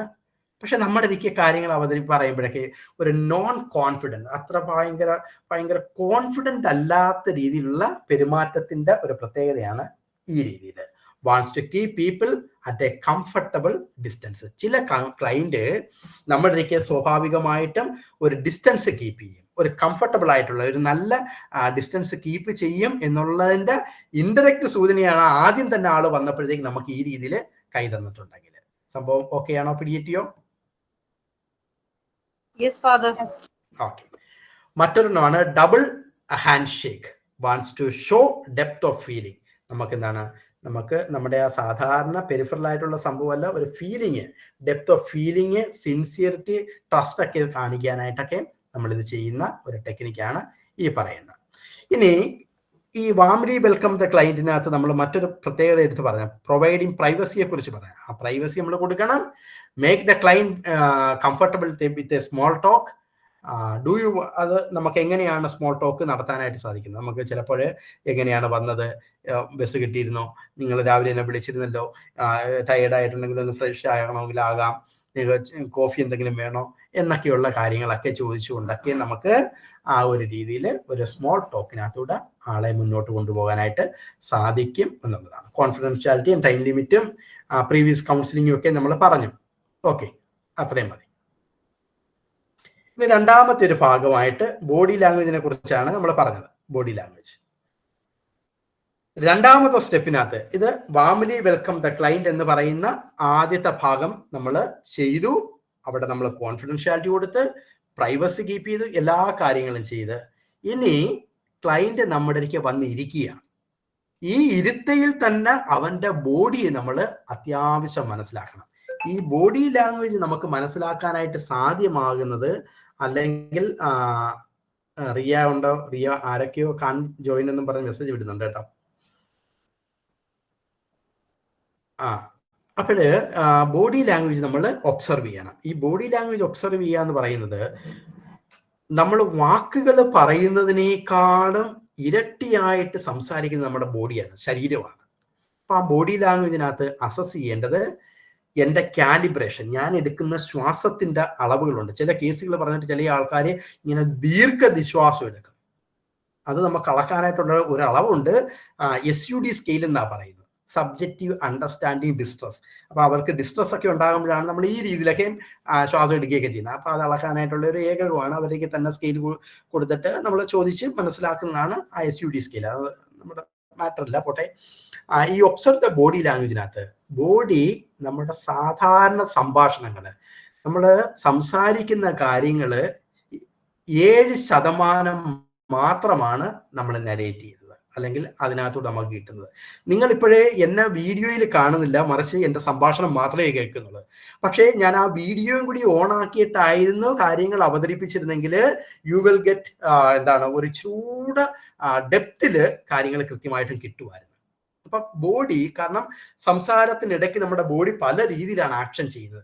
അത് നമ്മുടെ ഹാൻഡ് ജസ്റ്റേഴ്സ് ഉണ്ടാകാം, നമ്മുടെ കണ്ണിന്റെ നോട്ടം ഉണ്ടാകാം, നമ്മൾ എടുക്കുന്ന ശ്വാസത്തിന്റെ രീതികൾ ഉണ്ടാകാം, നമ്മൾ കൊടുക്കുന്ന പഞ്ച്വേഷൻസ് ഉണ്ട്. ഇതെല്ലാം ബോഡി ലാംഗ്വേജിനകത്ത് ഇൻക്ലൂഡ് ആണ്. സോ 7% നമ്മുടെ വാക്കുകൾ കൊണ്ടും 38% വോക്കലി നമ്മുടെ പഞ്ച്വേഷൻസും മറ്റുള്ള കാര്യങ്ങൾ അല്ലെങ്കിൽ നമ്മൾ എടുക്കുന്ന രീതികൾക്കനുസരിച്ച് വോക്കലായിട്ടുള്ള സംഭവങ്ങൾ വരുന്നു. 55% സംസാരിക്കുന്ന നമ്മുടെ ശരീരമാണ്. നമ്മുടെ ശരീരഭാഷയാണ് മനുഷ്യന്റെ 55%-ത്തിലൂടെയും മറ്റൊരാളില് എക്സ്പ്രസ് ചെയ്ത് കാണിക്കുന്നത്. അപ്പം ഈ ബോഡി ലാംഗ്വേജ് നമ്മൾ കൃത്യമായിട്ട് മനസ്സിലാക്കണം. ഇത് മനസ്സിലാക്കിയില്ല എങ്കിൽ നമ്മുടെ മുന്നിൽ വന്നിരുന്ന ഒരു ക്ലയന്റ് ഒരു കാര്യം പറയുന്നു, ആ പറയുന്ന സമയത്ത് തന്നെ അവൻ ട്വിസ്റ്റ് ചെയ്താണ് പറയുന്നത്, അല്ലെങ്കിൽ ഏതെങ്കിലും രീതിയിൽ മറിച്ചാണ് പറയുന്നത്, കളവ് പറയാനായിട്ട് ശ്രമിക്കുന്നത്. ഇതൊക്കെ മനസ്സിലാകണമെങ്കിൽ നമുക്ക് ബോഡിയെ ഒബ്സർവ് ചെയ്തിട്ട് നമുക്ക് അതിനെ മനസ്സിലാക്കാനായിട്ട് സാധിക്കും എന്നാണ് ബോഡി ലാംഗ്വേജുമായിട്ട് ബന്ധപ്പെട്ടുള്ളത് പറയുന്നത്. ഇത്രയും വ്യക്തമാണോ? ഓക്കെ. ഇനി the body speak A language. I scanning, ഇതിനകത്ത് ഒരു ടേം നമ്മൾ ഉപയോഗിക്കുന്ന ഐ സ്കാനിങ് എന്നാണ്. നമ്മുടെ കണ്ണുകളുടെ പ്രത്യേകതകൾ, ക്ലയന്റിന്റെ പ്രത്യേകതകൾ നമ്മൾ മനസ്സിലാക്കുക. Observe the body language. The human body is the vehicle of communication. ശരീരമാണ് എന്താണ് കമ്മ്യൂണിക്കേഷന്റെ ഏറ്റവും നല്ല മാർഗം എന്ന് പറയുന്നത്. It can speak more electronically than any other medium of communication. Communication നമ്മൾ വാക്കുകൾ കൊണ്ട് പറയുന്നതും, അല്ലെങ്കിൽ നമ്മുടെ ചില നമ്മുടെ സഹോദരങ്ങൾക്ക് സംസാരിക്കാനായിട്ടുള്ള പ്രയാസമുള്ള സഹോദരങ്ങളെ നമ്മൾ കാണാറുണ്ട്. അവരെത്ര മനോഹരമായിട്ടാണ് ആ ശരീരം കൊണ്ട് അവർ എക്സ്പ്രസ് ചെയ്യുന്നത്. അപ്പൊ ഇത് മൃഗങ്ങൾ എത്ര ഇതായിട്ടാണ് ചെയ്യുന്നത്. അപ്പം ഇതെല്ലാം ബോഡി ലാംഗ്വേജ് അതുപോലെ തന്നെയാണ് മനുഷ്യർക്കും. അപ്പം നമ്മൾ ലേൺ ചെയ്തെടുത്ത ഒരു സംഭവമാണ് സംഭാഷണം എന്ന് പറയുന്നത്. പക്ഷെ നമ്മുടെ ശരീരത്തിന്റെ ഭാഷ എന്ന് പറയുന്നത് ഒരിക്കലും ആ രീതിയിൽ നമ്മൾ ഈ പറയപ്പെടുന്ന നമ്മൾ വോക്കലായിട്ട് വെർബലായിട്ട് നമ്മൾ ലേൺ ചെയ്തെടുത്ത രീതികളല്ല. അപ്പം ശരീരത്തിന് ഒരു ഭാഷയുണ്ട്, ആ ശരീരം സംസാരിക്കുന്നത് നമ്മൾ അറിയണം. Lot of information by observing the non verbal behaviour of the client നമുക്ക് കിട്ടും എന്നതാണ്. Before language communication by bodies. നമ്മൾ ലാംഗ്വേജ് വരുന്നതിന് മുമ്പ് ആൾക്കാർ സംസാരിച്ചു തുടങ്ങിയതൊക്കെ എങ്ങനെയാണ്? അവരുടെ ശരീരം കൊണ്ടാണ്. ഇപ്പൊ നമ്മൾ ഉദാഹരണത്തിന് നമ്മുടെ കുട്ടികളെ നോക്ക്. കുട്ടികൾ കുഞ്ഞായിരിക്കുന്ന സമയത്ത് അവർക്ക് എന്തെങ്കിലും സംസാരിക്കാൻ അറിയാവോ? അവര് വിശക്കുമ്പോൾ അമ്മയുടെ ഇരിക്കുക, ആ രീതിയിൽ അവർ പെരുമാറി കാണിക്കും. അപ്പം അല്ലെങ്കിൽ അവർക്ക് സങ്കടം വരുമ്പോൾ ആ രീതിയിൽ, ഇതെല്ലാം അമ്മയ്ക്ക് മനസ്സിലാകും. അപ്പം ബോഡിക്ക് അത്രമാത്രം കഴിവുണ്ട് എന്നുള്ളത് നമ്മൾ തിരിച്ചറിയണം. അതുകൊണ്ടാണ് ഇദ്ദേഹമാണ് ഒരു സ്റ്റഡി നടത്തിയത് ഇതിനെക്കുറിച്ച്. അദ്ദേഹം പറയുന്നത് 7% വെർബലിയാണ്, 38% വോക്കലിയാണ്, 55% ഇതായിട്ടാണ് നമ്മുടെ ബോഡി ലാംഗ്വേജ് ആണ്. ഇനി ഫേസ് ടു ഫേസ് കമ്മ്യൂണിക്കേഷനകത്ത് സംഭവിക്കുന്നത്, ഒരു ക്ലയന്റ് നമ്മുടെ അടുക്കൽ വന്നിരിക്കുന്നു, അദ്ദേഹത്തിന്റെ ചരിത്രങ്ങൾ പറയുന്നു, അദ്ദേഹത്തിന്റെ അനുഭവങ്ങൾ പറയുന്നു, അദ്ദേഹത്തിന്റെ കേസുകൾ എക്സ്പ്രസ് ചെയ്യുന്നു. ആ എക്സ്പ്രഷനകത്ത് 7% മാത്രമേ അദ്ദേഹത്തിന്റെ വാക്കുകൾ കൊണ്ട് നമ്മുടെ അടുത്ത് പറയത്തുള്ളൂ. എന്നാൽ 38% ടോൺ ഓഫ് വോയിസുകളാണ്. ചില ആൾക്കാർ വന്നിരുന്നിട്ട് ആ ടോണിനകത്തൂടെ നമുക്ക് കാര്യങ്ങൾ, അവരുടെ വിഷമവും സങ്കടവും അവരുടെ പ്രയാസവും എല്ലാം അവരവരുടെ ആ ടോണിനകത്തൂടെ എക്സ്പ്രസ് ചെയ്യാറുണ്ട്. അപ്പം ആ 38% ടോൺ ഓഫ് വോയിസ് ആണ്. മറ്റ് 55% അവരുടെ ശരീരഭാഷയാണ്, അവരുടെ വോയിസിനകത്തൂടെ ഒക്കെ നമ്മൾ മനസ്സിലാക്കുന്നത്. ഇനി അതിന്റെ അർത്ഥം ഇത്രയേ ഉള്ളൂ, 7% മാത്രമാണ് കണ്ടൻസ് ആയിട്ട് നമുക്ക് കിട്ടുന്നത്. ബാക്കി 93% ഇൻറ്റന്റ് ആയിട്ട്, അതായത് ടോൺ ഓഫ് വോയിസിനകത്തും ബോഡി ലാംഗ്വേജിനകത്താണ് കിടക്കുന്നത്. ഇത് നമ്മൾ കൃത്യമായിട്ടും മനസ്സിലാക്കി എടുക്കുക എന്നുള്ളതാണ് പറയപ്പെടുന്നത്.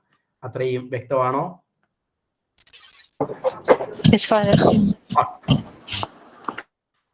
ഇനി ചില കൗൺസിലിംഗ് സെക്ഷനകത്തൊക്കെ നമ്മൾ ടെലഫോൺ കൗൺസിലിങ്ങും അല്ലെങ്കിൽ മൊബൈൽ കൗൺസിലിംഗ് ഒക്കെ നമ്മൾ കൊടുക്കാറുണ്ട് അല്ലേ? അപ്പൊ അങ്ങനെ കൊടുക്കുമ്പോഴത്തേക്കുള്ള പ്രോബ്ലം അല്ല, അത് ഭയങ്കരമായിട്ട് ആൾക്കാരിൽ ഭയങ്കരമായിട്ട് ഉപയോഗപ്രദമാണ്. എന്നിരുന്നാലും അതിൻ്റെ ഒരു ഫോൾട്ടായിട്ട് പറയുന്നത് ഈ ബോഡി ലാംഗ്വേജ് നമുക്ക് അതിനകത്ത് കിട്ടത്തില്ല. അപ്പം നമുക്ക് ഉപയോഗപ്രദമാകുന്ന 14% നമുക്ക് വാക്കുകളിലൂടെ കിട്ടും. ബാക്കി 86% നമുക്ക് ടോൺ ഓഫ് വോയിസിനകത്തും അവരെ പഞ്ച്വേഷനായിരിക്കും മനസ്സിലാകുന്ന കാര്യം. ഉപയോഗപ്രദമല്ലേ എന്ന് ചോദിച്ചാൽ ഉപയോഗപ്രദമാണ്. കൗൺസിലിംഗ് ഇഷ്ടംപോലെ ആൾക്കാർക്ക് ടെലഫോൺ കൗൺസിലിംഗ് ആയിട്ടുണ്ട്. പക്ഷെ അതിന്റെ പ്രയാസം, അതിന്റെ ഒരു ഫോൾട്ടായിട്ട് നമ്മൾ പറയുന്നത് ബോഡി അവരുടെ ബോഡി ലാംഗ്വേജ്, അവരുടെ ഫീലിംഗ് ലെവല് നമുക്ക് കൃത്യമായിട്ട് കിട്ടത്തില്ല എന്നുള്ളതാണ്. കൗൺസിലറിന് മനസ്സിലാക്കി എടുക്കാനായിട്ട് സാധിക്കത്തില്ല എന്നതാണ്. പിന്നെ കിട്ടുന്നത് എന്താണ്, അവരുടെ ടോണിനകത്തും അവരുടെ വോയിസ് പഞ്ച്വേഷനകത്തൂടെയൊക്കെ നമുക്ക് കാര്യങ്ങൾ ഒരു ചൂടെ മനസ്സിലാക്കി എടുക്കാനായിട്ട് സാധിക്കും. Okay, what does non verbal communication reflects? എന്തൊക്കെയാണ് ഒരു നോൺ വെർബൽ കമ്മ്യൂണിക്കേഷൻ നമ്മൾ പറയുന്നത്? സ്ലൈഡ് മാറിയോ? നിങ്ങൾക്ക് മാറിയില്ല? ഓക്കെ, ഒന്ന് somebody's ഫീലിംഗ്. എന്താണ് നമ്മുടെ ഫീലിംഗ് ഈ നോൺ വെർബൽ കമ്മ്യൂണിക്കേഷൻ നമുക്ക് പറഞ്ഞു തരും. നമ്മുടെ ഒപ്പീനിയൻസ് ഈ നോൺ വെർബൽ കമ്മ്യൂണിക്കേഷൻ നമുക്ക് പറഞ്ഞു തരും. ഈ ബോഡി ലാംഗ്വേജ് നമ്മുടെ ഇൻട്രസ്റ്റ് നമുക്ക് പറഞ്ഞു തരും. നമ്മുടെ മോട്ടീവ്സ്, നമ്മുടെ ക്യാരക്ടർ, നമ്മുടെ respect, health, honesty, power, meaning, thoughts, ഇതെല്ലാം ഈ ബോഡി ലാംഗ്വേജ് ആണ്. നമുക്ക് കൃത്യമായിട്ടും ആരോ ഒരു മെസ്സേജ് ഇട്ടുണ്ട്, ആർക്കൊക്കെ ഒന്നും ചെയ്യാൻ പറ്റുന്നില്ലെന്ന് പറഞ്ഞു കേട്ടോ. അപ്പൊ അങ്ങനെ പറയുന്നത് ഇത് നമ്മൾ തിരിച്ചറിയുക, അത്രയും മതി. അതുകൊണ്ടാണ് നമ്മൾ പറയുന്നത് the unconscious speak the body. നമ്മുടെ അബോധ മനസ്സ് നമ്മുടെ ശരീരത്തിലൂടെയാണ് പുറത്തേക്ക് കാണിക്കുന്നത്. ഇപ്പം കൗൺസിലിംഗ് സെക്ഷനകത്ത് വന്നിരിക്കുന്ന ക്ലയന്റ് കാര്യങ്ങൾ പറയുന്നതിനോടൊപ്പം തന്നെ അവന്റെ ശരീരഭാഷയും കൂടി നമ്മൾ മനസ്സിലാക്കണം. ഈ ശരീരഭാഷയിൽ ഇഷ്ടംപോലെ കാര്യങ്ങൾ നമുക്ക് ഒളിഞ്ഞടപ്പുണ്ടെന്നേ. അത് നമുക്ക് കൃത്യമായിട്ടും കിട്ടണമെങ്കിൽ അതിനെക്കുറിച്ച് വ്യക്തത നമുക്ക് വേണം. The body speaks A language. അപ്പം നമ്മളത് പറഞ്ഞു, അത് വേണ്ട. ഓക്കെ, അപ്പം ഈ ബോഡി ലാംഗ്വേജ് ശ്രദ്ധിക്കുമ്പോൾ അല്ല ഇതിനെക്കുറിച്ച് നമ്മൾ മനസ്സിലാക്കുമ്പോൾ നമ്മൾ നമ്മുടെ ക്ലസ്റ്റർ നോക്കണം, നമ്മുടെ കോണ്ടെക്സ്റ്റ് നോക്കണം, നമ്മുടെ കൾച്ചർ നോക്കണം. ഉദാഹരണത്തിന് ഒരു കൾച്ചറൽ ഫാക്ടർ ഞാൻ പറഞ്ഞു കേട്ടിട്ടുള്ളത്, നമുക്ക് അറിയത്തില്ല കൃത്യമായിട്ടും. ആഫ്രിക്കയിൽ എവിടെ ഒരു രാജ്യത്ത് പുതിയ ആൾക്കാരൊക്കെ ചെല്ലുമ്പോൾ അവരെ സ്വീകരിക്കുന്നത് കയ്യില് അവർ തുപ്പിയിട്ട് അതിങ്ങനെ റബ്ബ് ചെയ്തിട്ട് ആളെ വിഷ് ചെയ്തിട്ടാണ് സ്വീകരിക്കുന്നത്. It is A cultural factor. അപ്പം നമ്മുടെ കൾച്ചറിൽ എന്താണോ, നമ്മുടെ കോണ്ടെക്സ്റ്റിനകത്ത് എന്താണോ ക്ലസ്റ്റേഴ്സ് നോക്കിയിട്ട് വേണം നമ്മൾ ബോഡി ലാംഗ്വേജ് അസസ് ചെയ്യാനായിട്ട്. ഉദാഹരണത്തിന് പറയപ്പെടുന്ന എന്താണ്, ചില ആൾക്കാരെ ഒരു കാലിന്റെ പുറത്ത് മറ്റൊരു കാല് കയറ്റി വെച്ചിട്ടിരുന്നു കഴിഞ്ഞാൽ it is a sign of indifference ആണ്. അപ്പൊ അവരത്രയും ക്ലോസ്ഡ് ടൈപ്പ് ആണെന്നുള്ളതാണ്. എന്നിരുന്നാൽ നമ്മുടെ കൾച്ചറിൽ അത്യാവശ്യം നല്ലൊരു ശതമാനം സ്ത്രീകൾ ഇരിക്കുമ്പോൾ നിങ്ങൾ ശ്രദ്ധിച്ചാൽ മതി, അവര് ഒരു കാല് പൊക്കി മറ്റൊരു കാലിന്റെ മുകളിൽ വെച്ചിട്ടായിരിക്കും അവരിയ്ക്കുന്നത്. ക്രോസ്ഡ് ലെഗ് അല്ല, എന്നാൽ ഒരു കാലിന്റെ പുറത്തായിട്ട് മറ്റൊരു കാലെടുത്ത് വെച്ചിട്ടാണ് ഇരിക്കുന്നത്.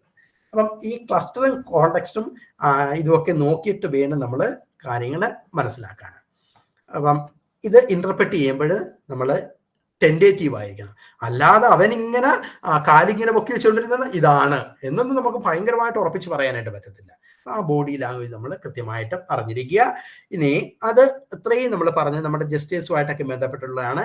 ഇനി അതോടൊപ്പം തന്നെ മറ്റൊരു കോൺസെപ്റ്റ് പറയുന്നത് ഐ സ്കാനിങ് എന്ന് പറയുന്ന ഒരു കോൺസെപ്റ്റാണ്.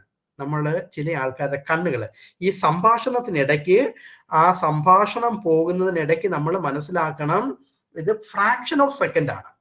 അപ്പം ഒരാൾ ഇങ്ങനെ വലത്തോട്ടോ ഇടത്തോട്ടോ നോക്കിയിരുന്നു എന്ന് പറയുന്നത് ഇതാകണം എന്നില്ല.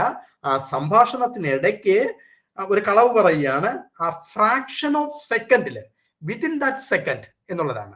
ആ സെക്കൻഡിനുള്ളിൽ അവരുടെ ബോഡി, അവരുടെ കണ്ണ് നമ്മൾ റീഡ് ചെയ്യുകയാണെങ്കിൽ, ഉദാഹരണത്തിന് നീ ഇന്ന് അത് പറഞ്ഞിട്ട് നീ ഇത് പറഞ്ഞല്ലോ, നീ അതിനെക്കുറിച്ച് കണ്ടിട്ടില്ല എന്ന് പറഞ്ഞു. ഈ പറഞ്ഞു ഞാൻ തീരുന്ന ഉടനെ ആളുടെ കണ്ണ് എങ്ങനെയാണ് പോകുന്നത്. ഇതാണ് അസസ്മെന്റ്. ഓക്കെ, ഇപ്പം ഉദാഹരണത്തിന് വിഷ്വൽ മെമ്മറി. നമ്മൾ നേരത്തെ നടന്ന ഒരു സംഭവത്തെ ഓർത്തെടുക്കുകയാണ്, കാണാനായിട്ട് ശ്രമിക്കുകയാണെങ്കിൽ നമ്മുടെ കണ്ണിന്റെ കൃഷ്ണമണികൾ രണ്ടും ലെഫ്റ്റ് കോർണറിലേക്ക് പോകും എന്നുള്ളതാണ് ഐ സ്കാനിങ് പറയുന്നത്. ക്ലിയർ ആയോ? വിഷ്വൽ മെമ്മറിയുമായിട്ട് ബന്ധപ്പെട്ട്. രണ്ടാമത്തത്, ഇതേ സംഭവം തന്നെ വിഷ്വലായിട്ടുള്ള ഒരു സംഭവം നമ്മൾ കൺസ്ട്രക്ട് ചെയ്യുകയാണ്. ആദ്യത്തിനകത്ത് വിഷ്വൽ മെമ്മറിയാണ്, കഴിഞ്ഞുപോയ അല്ലെങ്കിൽ എവിടെയോ ഞാൻ കണ്ട ഒരു കാര്യത്തെ ഓർത്തെടുക്കാനായിട്ട് ആ മെമ്മറി, ആ കണ്ട കാര്യത്തെ ഞാൻ ഓർത്തെടുക്കാനായിട്ട് ശ്രമിക്കുമ്പോൾ എൻ്റെ കണ്ണ് ആ ലെഫ്റ്റ് സൈഡ് കോർണറിലേക്കായിരിക്കും പോകുന്നത്. എന്നാൽ ഇല്ലാത്ത ഒരു സംഭവത്തെ ഞാൻ വിഷ്വലൈസ് ചെയ്ത് കൺസ്ട്രക്ട് ചെയ്തെടുക്കാനായിട്ട് ശ്രമിക്കുകയാണ്. കളവ് പറയുകയാണെങ്കിൽ, നീ അവിടെ പോയിരുന്നോ, അത് കണ്ടിരുന്നോ? ആള് കണ്ടിട്ടൊന്നുമില്ല, പക്ഷെ ആള് കൺസ്ട്രക്ട് ചെയ്യാനായിട്ട്, അല്ലെങ്കിൽ ഞാൻ കണ്ടിരുന്നു എന്നാണ് എനിക്ക് പറയേണ്ടത്. അപ്പൊ അങ്ങനെ പോവുകയാണ്. കണ്ണ് റൈറ്റ് കോർണർ അപ്പായിരിക്കും. ഇതിനകത്ത് നമ്മൾ ശ്രദ്ധിക്കണം, കണ്ണിന് പ്രയാസമുള്ളവരൊന്നും ആകരുത്. ചില ആൾക്കാര് ഈ ചെറിയ ഈ സ്കിൻഡയൊക്കെയുള്ള ഇഷ്ടംപോലെ നമ്മുടെ സഹോദരന്മാരൊക്കെ ഉണ്ട്. അപ്പൊ അങ്ങനെ അവരെയൊക്കെ നമുക്ക് പെട്ടെന്ന് അസസ് ചെയ്യാനായിട്ട് പറ്റുന്നത്. ഇത് നോർമൽ ഐയെ കുറിച്ചാണ് പറയുന്നത്. റൈറ്റ് കോർണർ അപ്പിലേക്കായിരിക്കും. ക്ലിയർ ആണോ? Visual construct. അടുത്തതാണ് ഓഡിറ്ററി മെമ്മറി. ശബ്ദവുമായിട്ട് ബന്ധപ്പെട്ട്, അല്ലെങ്കിൽ ഏതെങ്കിലും കേട്ട ഒരു ശബ്ദത്തെ വീണ്ടും ഒരാള് ആലോചിച്ചെടുക്കുമ്പോൾ, മെമ്മറി തലത്തിലേക്ക് അത് കൊണ്ടുവരുമ്പോൾ ലെഫ്റ്റ് സ്ട്രെയിറ്റ് ലൈനിലായിരിക്കും കണ്ണുകൾ പോകുന്നത്. ഓഡിറ്ററിയുമായിട്ട് ബന്ധപ്പെട്ട്. ഓഡിറ്ററി കൺസ്ട്രക്ട് ആണെങ്കിൽ റൈറ്റ് സ്ട്രെയിറ്റ് ലൈനിലേക്കായിരിക്കും, നേരെ സ്ട്രെയിറ്റ് ആയിരിക്കും. ഇനി കൈനസ്തെറ്റിക് ആണെങ്കിൽ നമ്മുടെ ശരീര മൂവ്മെന്റുമായിട്ട് ബന്ധപ്പെട്ടുള്ള കാര്യങ്ങളൊക്കെ എന്താണ്? നമ്മളിപ്പോ ഉദാഹരണത്തിന് അന്ന് നമ്മൾ അവിടെ പോയപ്പോൾ ആ കടപ്പുറത്തുകൂടെ നമ്മൾ നടന്നപ്പോഴത്തേക്ക് എന്തായിരുന്നല്ലേ, വളരെ മനോഹരമായിരുന്നല്ലേ എന്ന് പറയുമ്പോൾ അങ്ങനെയുള്ള വാക്ക് ആ കൈനസ്തെറ്റിക്കുമായിട്ട് ബന്ധപ്പെട്ടുള്ള കാര്യങ്ങളാണ്. റൈറ്റ് കോർണർ ഡൗൺ ആയിരിക്കും കണ്ണുകൾ പോകുന്നത്.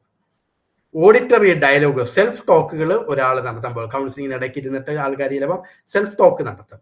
അങ്ങനെയൊക്കെ ഉണ്ടെങ്കിൽ അവരുടെ കണ്ണ് ലെഫ്റ്റ് കോർണർ ഡൗണിലേക്കായിരിക്കും പോകുന്നത്. ഓക്കെ, ഇനി ഇതൊക്കെ പോസിറ്റീവായിട്ടുള്ള പോസിറ്റീവ്. ഒരു ക്ലയന്റ് വന്നിരുന്നിട്ട് സാറേ നമുക്ക് സംസാരിക്കാം, പോസിറ്റീവ് അപ്രോച്ചാണ്, അല്ലെങ്കിൽ കൗൺസിലർ കാണിക്കുന്ന ഒരു പോസിറ്റീവ് അപ്രോച്ചാണ്.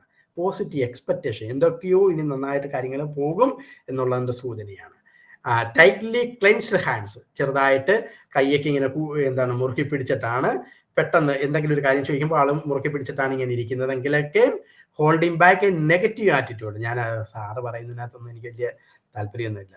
കാര്യങ്ങൾ ആദ്യമൊക്കെ കേട്ട് പിന്നീട് ആള് പെട്ടെന്ന് ക്ലോസ്ഡ് ആക്കിയിട്ട് ഇങ്ങനെ ഇരുന്ന്, സംശയം ഉണ്ടാകുമ്പോഴത്തേക്കും ഒക്കെ ആൾക്കാരുടെ പ്രതികരണം, അവരുടെ ശരീരഭാഷ ഈ രീതിയിലായിരിക്കും. സ്റ്റീപ്ലിംഗ് ഹാൻഡ്സ്, ഇങ്ങനെ കൈ പെട്ടെന്ന് ഉയർത്തിയിട്ട് വെറുതെ നിങ്ങളൊന്ന് ചിന്തിച്ചാൽ വളരെ മനോഹരം, നീ ചെയ്ത കാര്യം തന്നെയാണ്. കൈ സ്ലീപ്ലി ചെയ്യുമ്പോഴത്തേക്ക് സുപ്പീരിയറിറ്റി ആറ്റിറ്റ്യൂഡാണ്, കോൺഫിഡൻ്റ് ആണെന്നൊക്കെയുള്ള സൂചനകളാണ്. Gripping the wrist, hands, arms behind the confidence, superior, gestures ഒക്കെയാണ്. ഓക്കെ, ഇതെല്ലാം ബോഡി ലാംഗ്വേജുമായിട്ടൊക്കെ ബന്ധപ്പെട്ട് കിടക്കുന്ന കുറേ സംഭവങ്ങളാണ്. ഇങ്ങനെ ഹാൻഡ് ടു ഫേസ്, ഒരാൾ കാര്യങ്ങൾ പറയുന്നതിനിടയ്ക്ക് പെട്ടെന്ന് തന്നെ കണ്ണ് ചൊറിയുക, മൂക്കിലേക്ക് പിടിക്കുക. All three indicates deceit, self doubt, I don't know or lie. കള്ളം പറയുന്ന സമയത്ത്, ചതിവുകൾ സൂക്ഷിക്കുന്ന സമയത്ത്, സെൽഫായിട്ടുള്ള ടോക്കുകൾ, ഡൗട്ടുകൾ ഉണ്ടാകുന്ന സമയത്തൊക്കെ നമ്മൾ ഒന്നിയിൽ കണ്ണിൻ്റെ അറ്റം പിടിക്കും, അല്ലെങ്കിൽ മൂക്കിൻ്റെ അറ്റം പിടിക്കും, അല്ലെങ്കിൽ വായ് പെട്ടെന്ന് കയറി തപ്പിപ്പിടിക്കും. ഇതൊക്കെയാണ് അതുമായിട്ട് ബന്ധപ്പെട്ടുള്ള ബോഡി ലാംഗ്വേജ് നമ്മൾ മനസ്സിലാക്കേണ്ടത്. ഇത് രണ്ടും ഇത് തന്നെ, ഡിസീറ്റും ഡൗട്ടും ഇത് ചെയ്യുന്നതാണ്. നമ്മൾ ഒരാൾ പെട്ടെന്ന് കാര്യങ്ങൾ പറഞ്ഞ് പെട്ടെന്ന് കാര്യങ്ങൾ പറഞ്ഞിട്ട് ഫെഡപ്പ് ആകുന്ന സമയത്ത് ചില വ്യക്തികൾ ഈ രീതിയിലായിരിക്കും പെരുമാറുന്നത്. ഓക്കെ, ഫ്രസ്ട്രേഷൻ, അത് നമുക്ക് ബോഡി ലാംഗ്വേജായിട്ട് ഇഷ്ടം പോലുണ്ട്. അപ്പോൾ അത് നമ്മൾ മനസ്സിലാക്കുക. Okay, tip on the clusters, gestures, tip on gestures. ചില ആൾക്കാർ കൈകൾ പെട്ടെന്ന് ഇങ്ങനെ നീട്ടും. Speaks who use open gestures and show their palm comfortably and frequently are more believable. ഇപ്പം ക്ലൈന്റ് നമ്മുടെ ഇടയ്ക്ക് ഇന്ന് കാര്യങ്ങൾ പറയുന്നതിനിടയ്ക്ക് സാറേ അത് ഇങ്ങനെയാണ് സാറേ എന്നും പറഞ്ഞിട്ട് നമ്മുടെ മുന്നിലേക്ക് കൈ ഇങ്ങനെ നിവർത്തിയാണെങ്കിൽ അവൻ പറയുന്ന കാര്യങ്ങൾ നമുക്ക് അത്യാവശ്യം വിശ്വസിക്കാൻ വലിയ പ്രശ്നമൊന്നുമില്ല. ഇനി അതോടൊപ്പം തന്നെ നമ്മൾ കൗൺസിലറും തിരിച്ചു തന്നെ ഇതേ രീതിയിലേക്കാണ്. ക്ലോസ്ഡ് ആംസ് ആണ് ഇൻഡിക്കേറ്റ് പേഴ്സൺ, ക്ലോസ്ഡ് ഓഫ്. ചില കാര്യങ്ങൾ ഇനി സംസാരിക്കാനായിട്ടൊക്കെ ഇല്ലാതെ വരുമ്പോഴത്തേക്ക്, അല്ലെങ്കിൽ ഞാൻ ഇനി നിന്റെയൊക്കെ ഞാൻ പറഞ്ഞു മടുത്ത് എന്നൊക്കെ ആകുമ്പോഴത്തേക്ക് നമ്മൾ ഈ ഒരു സെൻസിലേക്കൊക്കെ പോകും. ഓക്കെ, അത് അത്രയും മതി. ഇത്രയുമാണ് രണ്ടാമത്തെ സ്റ്റെപ്പായിട്ട് നമ്മൾ മനസ്സിലാക്കേണ്ട. 7 കാര്യങ്ങളും പറഞ്ഞു തീർക്കണം, ഇനി അരമണിക്കൂറും കൂടി ഉള്ളു. ഓക്കെ, രണ്ടാമത്തെ സ്റ്റെപ്പായിട്ട് attend the client physically. Client നമ്മൾ വാംലി വെൽക്കം ചെയ്തു, അവന്റെ ബോഡി ലാംഗ്വേജ് നമ്മൾ ഒബ്സർവ് ചെയ്തു. ഇനി നമ്മൾ ഇവന് സംസാരിക്കാനായിട്ടുള്ള അവസരം ഒരുക്കി കൊടുക്കുകയാണ്. ഫിസിക്കലി അറ്റൻഡ് ചെയ്യുക. ആ വ്യക്തി നമ്മുടെ അടുത്ത് നമ്മുടെ ഗസ്റ്റ് ആയിട്ടാണ് വന്നേക്കുന്നത്, അല്ലെങ്കിൽ നമ്മുടെ ക്ലൈൻ്റ് ആയിട്ടാണ് വന്നത്, അവന് നമ്മൾ ഫിസിക്കലായിട്ട് അറ്റൻഡ് ചെയ്യണം. ഫിസിക്കലായിട്ട് അറ്റൻഡ് ചെയ്യാനായിട്ട് ഇഷ്ടംപോലെ മാർഗങ്ങളുണ്ട്. അതിനകത്ത് ഒന്നാമത്തെ മാർഗം, കൗൺസിലിങ്ങിന് ഒരു പ്രത്യേക സോണുകളുണ്ട്. So it is called counselling zone. ഈ കൗൺസിലിംഗ് സോൺ എന്ന് പറയുന്നത് എൻ്റെ പെങ്ങളുടെ മക്കളെ ഞാൻ അടുപ്പിക്കുന്നത് പോലെ അയലത്തെ മക്കളെ ഞാൻ അടുപ്പിക്കുമോ, അല്ലെങ്കിൽ അപരിചിതനായിട്ടുള്ള ഒരാളെ ഞാൻ എൻ്റെ ഇതിലേക്ക് കയറ്റുമോ? അപ്പം കൗൺസിലിങ്ങിന് ഒരു പ്രത്യേക സോണുണ്ട്. ആ സോണിന് അകലെ നിർത്തിയാലും നമുക്ക് പ്രശ്നമാണ്, അതിനേക്കാളും കൂടുതൽ അടുപ്പിച്ചാലും പ്രശ്നമാണ്. അപ്പൊ അതുകൊണ്ട് നമ്മൾ എന്തൊക്കെയാണ് നമ്മുടെ സോൺ എന്ന് നമ്മൾ അറിയണം. ഓക്കെ, അപ്പം അതോടൊപ്പം തന്നെ നമ്മൾ ചില ആൾക്കാർ ക്ലയന്റ് വന്നിരിക്കുമ്പോൾ പെട്ടെന്ന് ഗെയ്സ് ചെയ്യും. അപ്പം ഐയിങ് എന്നൊക്കെ ആണ് അതിനെ പറയാം. ഐ സ്കാനിങ് അല്ല, ഇത് ഐയിങ് എന്നാ പറയാം. എന്താണ്, കണ്ടിട്ടില്ലാത്തോണം നോക്കും. ചില ആൾക്കാർ വന്നിരിക്കുമ്പോൾ എൻ്റെ മുമ്പിൽ ഒരു ക്ലയന്റ് വന്നിരിക്കുന്നത്, അവളൊരു സുന്ദരിയായ ഒരു പെൺകുട്ടിയാണ്, അവളുടെ മൂക്കിലൊരു മറുകുണ്ടല്ലോ, ആ മറുകിലേക്ക് ഫോക്കസ് ചെയ്യുന്നത്. അപ്പൊ ഇങ്ങനെയൊക്കെയുള്ള സംഭവങ്ങളൊക്കെ വളരെ നെഗറ്റീവായിട്ട് നമുക്ക് ബാധിക്കാനായിട്ടുള്ള കാര്യങ്ങൾ സാധ്യതയുണ്ട്. അതുകൊണ്ട് ക്ലയന്റിനെ എങ്ങനെ ഫിസിക്കലി അറ്റൻഡ് ചെയ്യണം എന്നുള്ളതാണ് നമ്മുടെ ഇന്നത്തെ ക്ലാസ്സിന്റെ ഫോക്കസ്. നമ്മൾ പരസ്യത്തിൽ കൊടുത്തിരുന്നതും ഇത് തന്നെയാണ്. ഈ എങ്ങനെയാണ് ആളെ ഇരുത്തേണ്ടത്, എങ്ങനെയാണ് ആളുടെ ഇന്ന് നമ്മുടെ കേരളക്കരയിലൊക്കെ കൗൺസിലിംഗ് നടത്തുന്നവരൊക്കെ ഒന്ന് നമ്മൾ ശ്രദ്ധിച്ചാൽ മതി. സ്വാഭാവികമായിട്ട് അത്യാവശ്യം നല്ല വെൽ ടു ഡു സെറ്റപ്പ് ആയിട്ട് നല്ലൊരു റൂം സെറ്റിംഗ് ഉണ്ട്. അപ്പുറം ഇപ്പുറം ഒരു മേശയ്ക്ക് അപ്പുറം ഇപ്പുറം 2 രോഗികൾക്ക് ഇരിക്കാനായിട്ട് 2 ചെയറും, ഇപ്പുറം കൗൺസിലറും ഡോക്ടറുമായി എനിക്കിരിക്കാനായിട്ട് നല്ല കറങ്ങുന്ന കസേര, ഈ ഒരു സെറ്റപ്പ് ഒക്കെയാണ് നമ്മൾ അത്യാവശ്യം കാണുന്നത്. പക്ഷെ കൗൺസിലിങ്ങിനകത്ത് അത് വർക്കൗട്ട് ചെയ്യത്തില്ല എന്നുള്ളതാണ് പറയപ്പെടുന്നത്. കാരണം attend to the client physically and see race, വെറുതെ എഴുതിയതാണ് അല്ലെ, കാണിച്ചത്. അറ്റൻഡ് ദ ക്ലൈന്റ് ഫിസിക്കലി എങ്ങനെയാണ്? ഇവിടെയാണ് യഥാർത്ഥത്തിൽ നമ്മൾ എന്താണ് നമ്മുടെ കൗൺസിലിങ് സ്റ്റാർട്ട് ചെയ്യുന്നത്. അപ്പം ഇതുവരെയും നമ്മുടെ മുന്നിൽ വന്ന ക്ലയന്റിനെ നമ്മൾ വെൽക്കം ചെയ്തു, അവന്റെ ശരീരഭാഷ മനസ്സിലാക്കി. ഇനി നമ്മുടെ കൗൺസിലിങ്ങിന്റെ ഒരു ഇതെല്ലാം ഒത്തിരി ഡ്യൂറേഷൻ എടുക്കുന്നില്ല, ഇത് പെട്ടെന്ന് നടന്നുകൊണ്ടിരിക്കുന്ന കാര്യങ്ങളാണ്. അപ്പം ക്ലയന്റ് നമ്മൾ ഫിസിക്കലായിട്ട് അറ്റൻഡ് ചെയ്യാനായിട്ട് ശ്രമിക്കുന്നു. എങ്ങനെയാണ് അറ്റൻഡ് ചെയ്യുന്നത്? ക്ലയന്റ്സ് ഗുഡ് വില്ല് നമുക്ക് വേണം. ക്ലയന്റ് അതിൻ്റെ ആവശ്യകതയും അവൻ്റെ ഗുഡ് വില്ലും ഉണ്ടെങ്കിൽ മാത്രമേ ഒരാളെ നമുക്ക് കൗൺസിൽ ചെയ്യാനായിട്ട് പറ്റത്തുള്ളൂ. ഇനി ചില ക്ലയൻറ്റ്സ് നമ്മുടെ അടുത്ത് സ്വാഭാവികമായിട്ട് വന്നിരുന്ന ആദ്യ സമയങ്ങളിലൊക്കെ റിലക്റ്റൻസി അല്ലെങ്കിൽ റെസിസ്റ്റൻസ് ഒക്കെ കാണിക്കാം, അതിന് നമ്മൾ ടാക്കിൾ ചെയ്യണം. ചില വ്യക്തികൾ, ഇപ്പം എൻ്റെ ഒരു അമ്മ മദ്യം കഴിച്ചുകൊണ്ടിരിക്കുന്നത് അല്ലെങ്കിൽ കച്ചാവ് ഉപയോഗിച്ചുകൊണ്ടിരിക്കുന്ന ഒരു മോനെ കൗൺസിലിങ്ങിന് വിട്ട് അമ്മയുടെ നിർബന്ധം കൊണ്ട് ഇവൻ വന്ന് കൗൺസിലിംഗ് ചെയ്യാനായിട്ട് സമ്മതിച്ചു.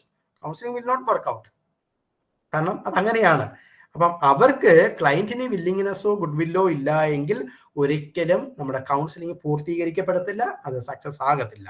ഇനി പിന്നെ അതോടൊപ്പം തന്നെ അവർക്ക് റെസിസ്റ്റൻസ് നമ്മൾ ടാക്കിൾ ചെയ്യുവാണെങ്കിൽ it is well and good, അതിനകത്ത് വർക്കൗട്ട് ചെയ്തേക്കാം. Okay, physically attend, pay attention the selected object. Modalities of physical attending, ഇതിന് നമ്മുടെ മൊഡാലിറ്റീസ് എന്നൊക്കെ പറയുന്നത്, അല്ലെങ്കിൽ ക്ലയൻസ് നമ്മുടെ മുന്നിൽ വരുമ്പോൾ അവരെ ഏതൊക്കെ മേഖലയിൽ എവിടം വരെ നമുക്ക് അടുപ്പിക്കാം എന്നുള്ളതാണ് ഈ മൊഡാലിറ്റി വെച്ച് നമ്മൾ പറയുന്നത്. ഫിസിക്കൽ അറ്റൻഡിങ്ങിനത് right distance between counsellor and client. ഇപ്പം എൻ്റെ ഞാനത് ഓഫ്ലൈൻ ക്ലാസ്സിലൊക്കെ ആണെങ്കിൽ അഭിനയിച്ചങ്ങ് കാണിക്കും. പെട്ടെന്ന് എൻ്റെ വന്ന് ഒരാൾ ക്ലയന്റ് ഇരിക്കുന്നു, അവൻ്റെ അരിക്കോട്ട് ഞാൻ അങ്ങ് അടുത്ത് നിന്ന് കഴിഞ്ഞാലോ, അവൻ്റെ അനാട്ടമി, അവൻ്റെ ബോഡി ഫിസിയോളജിയിൽ ചേഞ്ചുകൾ ഉണ്ടാകും. അവൻ ഭയങ്കരമായിട്ട് ഫൈറ്റ് റെസ്പോൺസുകൾ, ഫൈറ്റ് ആൻഡ് ഫ്ലീ റെസ്പോൺസുകൾ പെട്ടെന്ന് ട്രിഗർ ചെയ്യും. അപ്പം അത് പിന്നെ കൗൺസിലിംഗ് മുന്നോട്ട് പോകത്തില്ല. അതുകൊണ്ട് കൗൺസിലിങ്ങിനകത്ത് നമ്മൾ ശ്രദ്ധിക്കേണ്ടത് അത്യാവശ്യം ഒരു മെയിൻറ്റെയിൻ ചെയ്യേണ്ട ഡിസ്റ്റൻസ് ഉണ്ട്. ആ ഡിസ്റ്റൻസിൽ നിർത്തിക്കൊണ്ട് മാത്രമേ കൗൺസിലിംഗ് മുന്നോട്ട് കൊണ്ടുപോകാനായിട്ട് സാധിക്കത്തുള്ളൂ. Right distance between counsellor and client. ഒന്നാമത്തത് ഇന്റിമേറ്റ് സോൺ എന്ന് പറയുന്ന ഒരു സോൺ നമുക്കുണ്ട്, പേഴ്സണൽ സോൺ എന്ന് പറയുന്ന ഒരു സോണുണ്ട്, സോഷ്യൽ സോൺ എന്ന് പറയുന്ന ഒരു സോണുണ്ട്, പബ്ലിക് സോൺ എന്ന് പറയുന്ന ഒരു സോണുണ്ട്, കൗൺസിലിങ്ങിന് ഉചിതമായിട്ടുള്ള ഒരു സോണുണ്ട്. അതെന്തൊക്കെയാണെന്ന് നമുക്ക് കാണാം. ഒന്നാമത്തെ പബ്ലിക് സോൺ. അപ്പം കൗൺസിലിംഗ് എന്ന് പറയുന്നത് 2 വ്യക്തികൾ തമ്മിലുള്ള ഒരു കൊളാബറേറ്റീവ് പ്രോസസ്സാണ്. ഒരു സ്കിൽഡ് ആയിട്ടുള്ള ഒരു വ്യക്തിയും അതോടൊപ്പം തന്നെ ഒരു സ്റ്റെപ്സ് ഇന്റഗ്രേറ്റ് ചെയ്തുകൊണ്ട് പോകുന്ന ഒരു ഇന്റർപേഴ്സണൽ റിലേഷൻഷിപ്പാണ് കൗൺസിലിംഗ്. ഈ ഇന്റർപേഴ്സണൽ റിലേഷൻഷിപ്പിനകത്ത് ഞാൻ വളരെ ദൂരെ നിന്ന് ഒരു പബ്ലിക് ഫിഗറിലേക്ക് നിന്ന് സംസാരിക്കുന്ന രീതിയിൽ നിന്നിട്ട് ഞാൻ എൻ്റെ കസേരയ്ക്കകത്ത് കയറി അല്ലെങ്കിൽ എൻ്റെ പൊക്കത്തിൽ ഇരുന്നിട്ട് കാര്യങ്ങൾ അവതരിപ്പിച്ച് കഴിഞ്ഞാൽ ക്ലയന്റ് ഒന്നും പിടികിട്ടത്തില്ല, ഒന്നും മനസ്സിലാകത്തില്ല. When we address a gathering, we naturally take a position from 12 feet onwards. 12 feet away ആയിരിക്കും നമ്മൾ സ്വാഭാവികമായിട്ട് ഒരു പബ്ലിക് ഇരിക്കെ നമ്മൾ സംസാരിക്കുന്നത്. ഞാൻ ഇന്ന് എൻ്റെ കോളേജിൽ നിന്ന് പിള്ളേരൊക്കെ സംസാരിക്കുന്നത്, ഞാൻ നടന്നാണ് പഠിപ്പിക്കുന്ന പിള്ളേരൊക്കെ പോയാൽ ചില സാറന്മാരൊക്കെയും എന്താണ്, ഞാൻ കോളേജിലെ എല്ലാം പറയുന്നത്, മറ്റു ചില സ്ഥലങ്ങളിലൊക്കെ കണ്ടിരിക്കുന്നത് ഇങ്ങനെ സ്റ്റേജിൽ നിന്ന് ഇറങ്ങത്തില്ല. That is a public zone. അപ്പം കുട്ടികൾ അത്യാവശ്യം നല്ല ഒരു ഫീറ്റ് ഡിഫറൻസ് കീപ്പ് ചെയ്യുന്നു, ടീച്ചേഴ്സ് മറ്റൊരു രീതിയിലേക്ക്. അതിനകത്ത് നമുക്ക് ലെക്ചർ ചെയ്ത് പോകാം എന്നുള്ളതല്ല, ഒരു ഇന്റിമസി വരത്തില്ല. അപ്പം ആ ഫീറ്റ് നമുക്ക് അത്ര നല്ലതല്ല കൗൺസിലിങ്ങിനകത്ത്. രണ്ടാമത്തെ ഒരു ഒരു സോൺ എന്ന് പറയുന്നത് സോഷ്യൽ സോൺ എന്ന് പറയും. അത് 4 മുതൽ 12 ഫീറ്റ് വരെ ആയിരിക്കും, അല്ലെങ്കിൽ 1.22 മുതൽ 3 to 3.6 meters ആയിരിക്കും പറയുന്നത്. When we meet a stranger at the same, if we have some business to do, maintain this distance. ഏതെങ്കിലും ഒരു സ്ട്രേഞ്ചർ നമ്മൾ കാണുന്നു, ആ സമയത്ത് അവരുമായിട്ട് എന്തെങ്കിലുമൊക്കെ ഒരു ബിസിനസ് ആയിട്ട് ബന്ധപ്പെട്ടുള്ള കാര്യങ്ങളൊക്കെ നമുക്ക് ഉണ്ടെങ്കിൽ നമ്മൾ ഈ ഒരു ഡിസ്റ്റൻസ് ആണ് കീപ്പ് ചെയ്യുന്നത്. സോ ഈ സോഷ്യൽ ഡിസ്റ്റൻസും അത്ര ഉചിതമല്ല, കാരണം അത് ബിസിനസ് മൈൻഡാണ്. ബിസിനസ്സുമായിട്ട് ബന്ധപ്പെട്ട ആൾക്കാരെ നിർത്തുന്ന ഒരു ലെവലാണ്. നമുക്ക് സ്ട്രേഞ്ചറാണ്, പക്ഷെ അവരുമായിട്ട് വലിയ അടുപ്പമൊന്നുമില്ല എന്നുള്ളൊരു സൂചനയാണ് ഈ സോഷ്യൽ ഡിസ്റ്റൻസിന്റെ പ്രത്യേകത. മറ്റൊരു പ്രത്യേകതയാണ് പേഴ്സണൽ സോൺ എന്ന് പറയുന്നത്. 46 സെന്റിമീറ്റേഴ്സ്, 1.22 മീറ്റേഴ്സ് ആണ് അതിനെ പറയുന്നത്. പാർട്ടീസിലും മാരേജസിലും സെലിബ്രേഷനും സോഷ്യൽ ഗ്യാതറിങ്ങിനകത്തൊക്കെ നമ്മുടെ ഫ്രണ്ട്സുമായിട്ടൊക്കെയുള്ള പേഴ്സണലുമായിട്ടുള്ള ഒരു ബന്ധമാണ്. ഇനി പറയപ്പെടുന്നത് ഈ സോഷ്യൽ സോണിനും ഈ പേഴ്സണൽ സോണിന്റെയും നടുക്കായിരിക്കണം നമ്മുടെ കൗൺസിലിംഗ് സോൺ എന്ന് പറയുന്നത്. ക്ലിയർ ആയോ? സോഷ്യൽ സോണിന്റെയും പേഴ്സണൽ സോണിന്റെയും നടുക്ക് ഭാഗത്തായിരിക്കണം കൗൺസിലിങ്ങിന് ഉണ്ടാകേണ്ട ഒരു സോൺ. ഇന്റിമേറ്റ് സോൺ എന്ന് പറഞ്ഞു കഴിഞ്ഞാൽ ഞാൻ എല്ലാവരെയും അടുപ്പിക്കുന്ന ഒരു സോണാണ് എൻ്റെ ഇന്റിമേറ്റ് സോൺ. ഈ ഇന്റിമേറ്റ് സോണിലേക്ക് നമുക്ക് ഭയങ്കര അടുപ്പമുള്ളവരെ നമ്മൾ അടുപ്പിക്കത്തുള്ളൂ. ഈ ഒരു ഇന്റിമേറ്റ് സോണിലേക്ക് ക്ലയന്റിന്റെ അരികോട്ട് നമ്മൾ അടുത്തു ചെന്ന് കഴിഞ്ഞാൽ ദേ ആർ ടിമിഡ്. അവർ പെട്ടെന്ന് തന്നെ ഭയങ്കരമായിട്ടും ഡിസ്റ്റർബ് ആകും. നമ്മൾ എന്താണ്, we are advancing to sexual relationship എന്നൊക്കെയുള്ള സൂചന അവർക്ക് കിട്ടും എന്നുള്ളതാണ് പറയപ്പെടുന്നത്. അത് സക്സസ് ആകത്തില്ല. ഓക്കെ, അപ്പം the council is seated at the end of your personal zone. നമ്മുടെ പേഴ്സണൽ സോണിന്റെ അവസാനവും എന്നാൽ സോഷ്യൽ സോണിന്റെ തുടക്കവുമായിട്ട് വരുന്ന രീതിയിലായിരിക്കണം അവരെ ഇരുത്തേണ്ടത്. Closer than this you are intimate with the client. അല്ലെങ്കിൽ എന്താണ്, ഇതിനേക്കാളും പേഴ്സണൽ സോണിന്റെ അരിക്കോട്ട് നമ്മൾ കയറ്റി കഴിഞ്ഞു കഴിഞ്ഞാൽ അവർ വിചാരിക്കും നമ്മൾ എന്താണ് ഭയങ്കരമായിട്ട് ക്ലോസ്ഡ് ആയി എന്നുള്ളതാണ്. ഞാൻ ഇഷ്ടംപോലെ കൗൺസിലിംഗ് സെഷൻ നമ്മൾ പള്ളിയിൽ അച്ഛനൊക്കെ ആകുന്നുണ്ട്, നമ്മുടെ പിള്ളേരുമായിട്ട് കേസുകളൊക്കെ വരുമ്പോഴത്തേക്ക് ആ ഒരു ഫ്രീഡം കാണിച്ചിട്ട്, പക്ഷെ എനിക്ക് ഡേഞ്ചറായിട്ട് അത് തോന്നിയിട്ടുണ്ട് പല പ്രാവശ്യവും. ചില ക്ലയൻസ് വന്നിട്ട് എന്താണ് നമ്മൾ വിചാരിക്കാത്ത രീതിയിൽ ഭയങ്കരമായിട്ട് അടുക്കും, ചില ആൾക്കാർ നമ്മളിൽ നിന്ന് നല്ല ഡിസ്റ്റൻസ് കീപ്പ് ചെയ്യും. അപ്പം ഇങ്ങനെയുള്ള ഒരു ഈ സോൺ അല്ലെങ്കിൽ ആ ഒരു നമ്മുടെ കൗൺസിലിങ്ങിന്റെ ആ സോൺ, ആ ഒരു ഫീറ്റ് നമുക്ക് നഷ്ടപ്പെട്ടു കഴിഞ്ഞാൽ എല്ലാ രീതിയിലും പ്രയാസമാണ്. Closer than this you are intimate with the client, making sexual advance, intimidating her or him. Client is A stranger.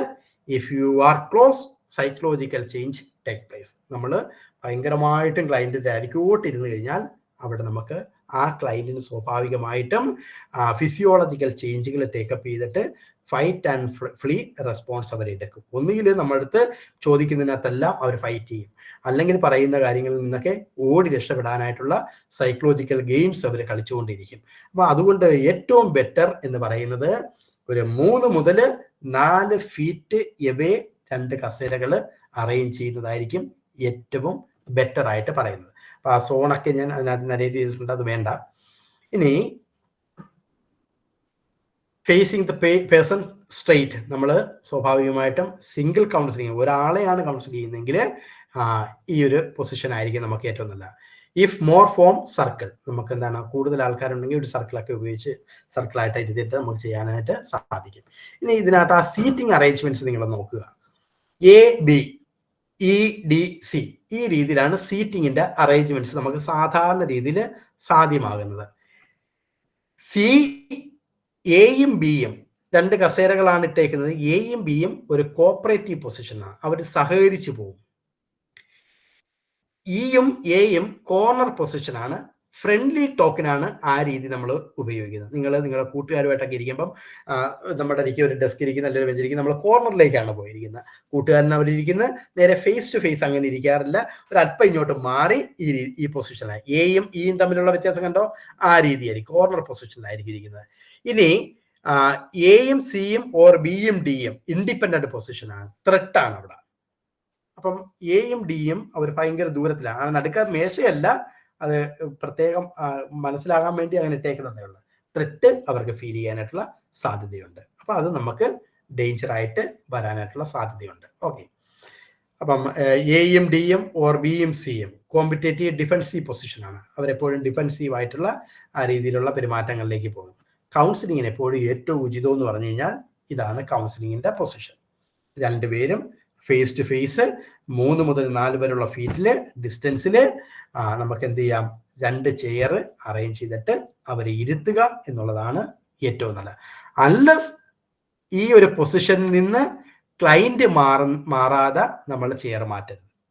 Councillor ആ ചെയർ ഇതേ പൊസിഷൻ അത്യാവശ്യം ഈ ഒരു സ്കെയിൽ വെച്ച് അളക്കണം എന്നുള്ളതല്ല, നമുക്കറിയാമല്ലോ ഒരു 3 മുതൽ 4 വരെ ഫീറ്റുള്ള എത്രയായിരിക്കും ഡിസ്റ്റൻസ്. എളുപ്പത്തിൽ അവനൊരു മാനസികമായിട്ടുള്ള ഒരു പ്രയാസമുള്ള അനുഭവിക്കുന്ന ഒരാളാണെങ്കിൽ എഴുന്നേറ്റ് നിന്ന് അടിച്ചു കഴിഞ്ഞാൽ നമ്മുടെ മുഖത്ത് അടികൊള്ളരുത്, ആ ഒരു ഡിസ്റ്റൻസിൽ ഇരിക്കുക.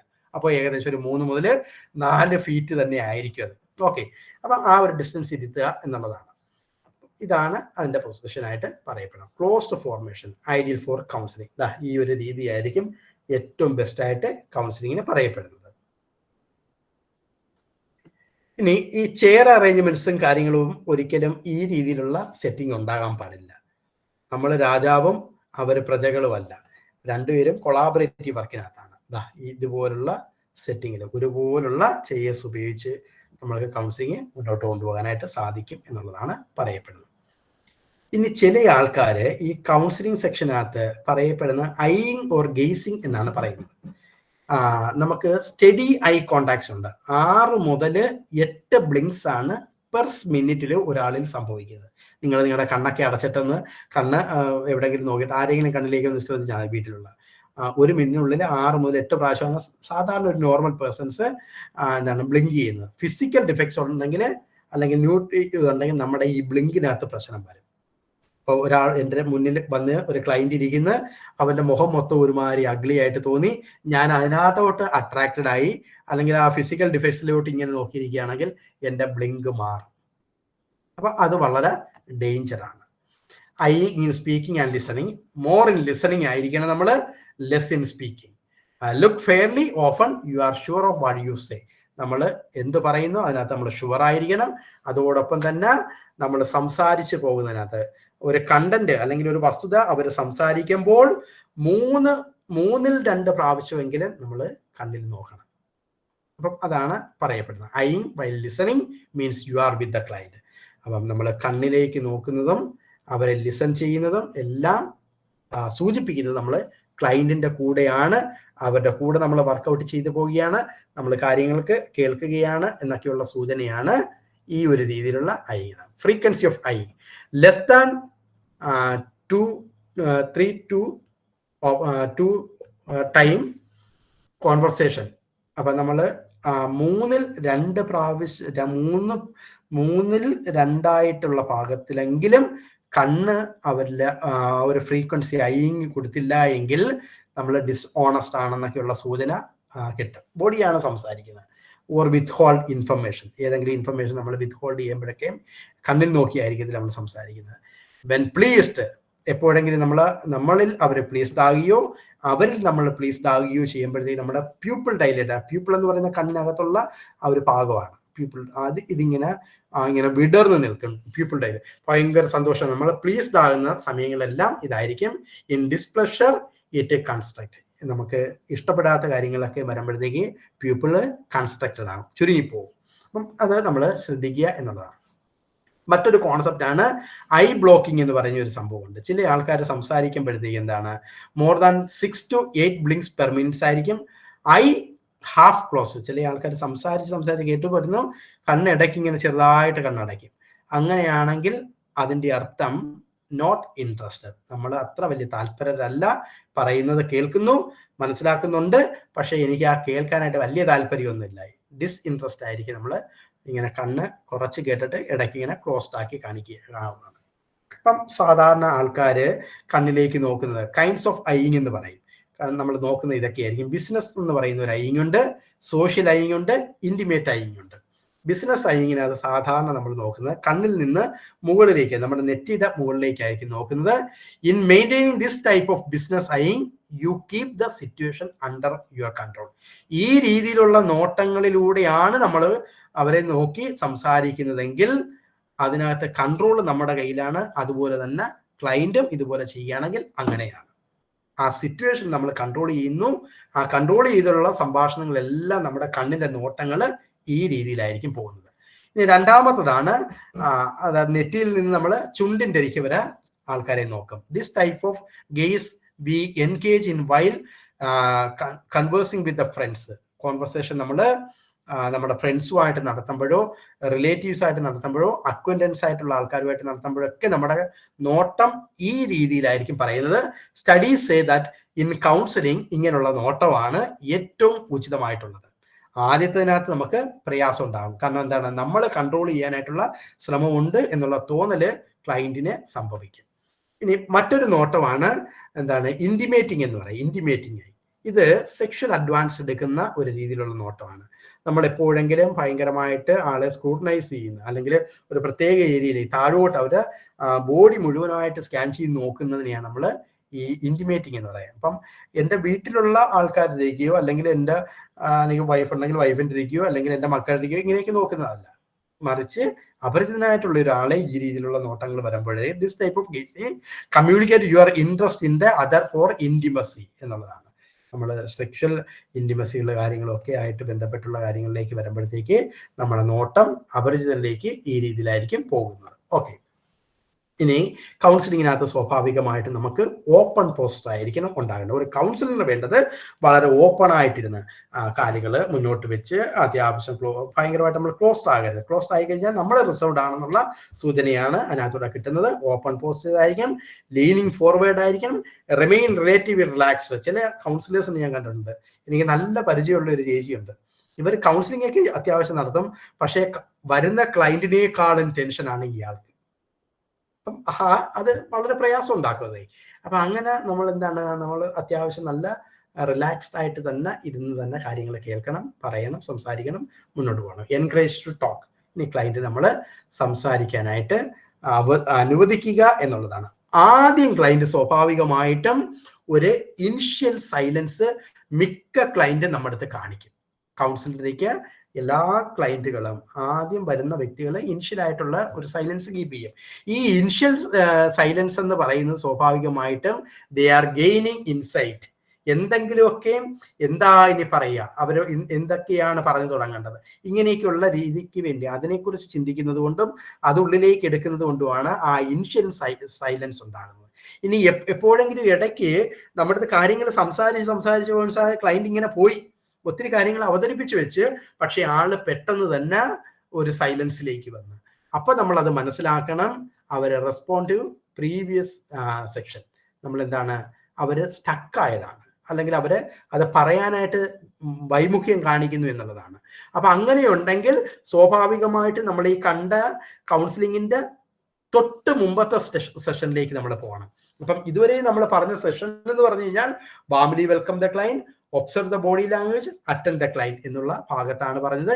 ഈ അറ്റൻഡ് ദ ക്ലയന്റിനകത്ത് നമുക്ക് മറ്റെന്തെങ്കിലും കാര്യങ്ങൾ അവർ ആ സൈലൻസിലേക്ക് അവർ തുടക്കത്തിൽ തന്നെ പറയാനായിട്ട് സാധിക്കുന്നില്ല എങ്കിൽ മറ്റുള്ള ഒരു സെഷനിലേക്ക് തന്നെ പോയി നമ്മൾ അത് ആ ഒരു പ്രൊസീജിയർ മുന്നോട്ട് കൊണ്ടുപോവുക എന്നുള്ളതാണ്. അത് നമ്മൾ തിരിച്ചറിയണം. അടുത്തതാണ് ഇനി അടുത്ത ഒരു സ്റ്റെപ്പ് എന്ന് പറഞ്ഞാൽ ക്ലയന്റ് സംസാരിക്കാൻ തുടങ്ങിയ അവർ പറയുന്നത് നമ്മൾ ആദ്യം പറഞ്ഞ് അവരെ ഫോൾട്ടി സിറ്റുവേഷൻ ആകാം, അവരെ ഫോൾട്ടി ഫീലിംഗ് ആകാം, അവരെ ഫോൾട്ടി ബിഹേവിയർ ആകാം, എന്ത് തന്നെയായിട്ടോ ഈ ചരിത്രങ്ങളായിരിക്കും ക്ലയന്റ് എപ്പോഴും നമ്മുടെ അടുത്ത് പറയുന്നത്. അത് എക്സ്പ്രസ് ചെയ്യുന്ന രീതികൾ ഞാൻ പറഞ്ഞു, റിച്വലിസ്റ്റിക് ആയിരിക്കാം, റിപ്പോർട്ടിംഗ് ആയിരിക്കാം, ജഡ്ജ്മെന്റ് ആയിരിക്കാം, ഫീലിംഗ് ലെവലിൽ നിന്നുണ്ടാകാം, അതല്ലെങ്കിൽ ഗട്ട് ലെവലിൽ നിന്നുണ്ടായിരിക്കാം. ഇവിടെ എല്ലാം ഒരു ക്ലയന്റിന് വേണ്ട ഒരു കൗൺസിലറിന് വേണ്ട ഏറ്റവും നല്ല ഗുണം എന്ന് പറയുന്നത് നല്ല ലിസണർ ആകുക എന്നുള്ളതാണ്. പൂർണ്ണമായിട്ടും ലിസൺ ചെയ്തെങ്കിൽ മാത്രമേ നമുക്ക് എന്താണ് ആ ക്ലയന്റിനെ മുഴുവനായിട്ടും കേൾക്കാനായിട്ട് സാധിക്കത്തുള്ളൂ. നമുക്ക് അവർ പറയുന്നത് അവരുടെ എക്സ്പീരിയൻസുകളായിരിക്കാം, അവരുടെ ഫീലിങ്ങുകളെ കുറിച്ചായിരിക്കാം, അവരുടെ സ്വഭാവത്തെ കുറിച്ചായിരിക്കും. ഈ കാര്യങ്ങളെല്ലാം പറയുമ്പോൾ നമുക്ക് കേൾക്കുന്നു എന്ന് അഭിനയിക്കാനായിട്ട് സാധ്യമാണ്, കൗൺസിലിന് സാധ്യമാണ്. That is called fake listening. എനിക്കൊരു കാര്യം പറയുന്നു, ഇപ്പൊ എൻ്റെ എന്താണ് ഹരിജാമാവ് എൻ്റെ ഇരുന്ന് എന്തൊക്കെയോ പറയുന്നു, ഞാൻ പേര് കണ്ടതുകൊണ്ട് വിളിച്ചാണ് കേട്ടാ. കാര്യങ്ങൾ ഇങ്ങനെ പറയുന്നതിനിടയ്ക്ക് ഞാനിങ്ങനെ ശ്രദ്ധിച്ച ആളെ ഇങ്ങനെ ഭയങ്കരമായിട്ട് കൂർമ്മതയോടുകൂടി നോക്കിയിരിക്കുക. ആള് പറയുന്നത് ഞാൻ ശ്രദ്ധിക്കുന്നു എന്ന് ഭയങ്കരമായിട്ട് നടിക്കുന്നുണ്ട്. അപ്പൊ അത് ഫേക്ക് ആണ്. ബട്ട് എനിക്ക് ആ ടോട്ടൽ ലിസണിങ് കിട്ടത്തില്ല. അതുകൊണ്ട് ക്ലയന്റ് പറഞ്ഞ കണ്ടന്റ് എനിക്ക് കൃത്യമായിട്ട് മനസ്സിലാക്കാനായിട്ട് സാധിക്കത്തില്ല. അപ്പം മറ്റൊരു വസ്തുതയാണ് പാർഷ്യലായിട്ട് ചില ക്ലയന്റുകൾ കൗൺസിലേഴ്സ് ഉണ്ട്, പാർഷ്യലായിട്ട് അവിടെ ഇവിടെ മുറിച്ച് എന്തെങ്കിലുമൊക്കെ കേൾക്കും. അല്ലെങ്കിൽ ചില വ്യക്തികൾ സെലക്ട് ചെയ്യും. പ്രത്യേകിച്ചും ചില കൗൺസിലിംഗ്, ഞാൻ ഇങ്ങനെ ഉദാഹരണ സഹിതമൊക്കെ നമ്മൾ പറയുന്നതാണ്. എന്തെങ്കിലും ഇവർക്ക് ഇഷ്ടപ്പെട്ട കാര്യങ്ങൾ, കൗൺസിലറായ അവരുടെ ഇന്റേണൽ ഫ്രെയിമിൽ അവർക്ക് ഇഷ്ടപ്പെട്ട കാര്യങ്ങൾ ക്ലയന്റ് എന്തെങ്കിലും പറയുകയാണെങ്കിൽ അതിനെ കുറിച്ച് കേൾക്കാനായിട്ട് താല്പര്യം. എന്നിട്ട് പ്രത്യേകിച്ചും ചില പെണ്ണുങ്ങളൊക്കെ ഈ പരദൂഷണം പറയാനായിട്ട് നടക്കുന്നത് നമ്മൾ കണ്ടിട്ടില്ലേ. ഇപ്പൊ ഇവർക്ക് ഇഷ്ടപ്പെട്ട കാര്യങ്ങളാണ് അവർ പറയുന്നത്, പറഞ്ഞിട്ട് അവർ അതിനെക്കുറിച്ച് ഇതെങ്ങനെ സെലക്റ്റീവായിട്ട് എടുക്കും. അതും വലിയ പ്രശ്നമാണ്. ചില ആൾക്കാർ പ്രൊജക്റ്റ് ചെയ്തിട്ടായിരിക്കും സംസാരിക്കുന്നത്, ചില ആൾക്കാർ ഫിൽട്ടർ ചെയ്തിട്ടായിരിക്കും കാര്യങ്ങൾ മനസ്സിലാക്കുന്നത്. ഇതെല്ലാം കൗൺസിലിങ്ങിനകത്ത് പ്രയാസമാണ്.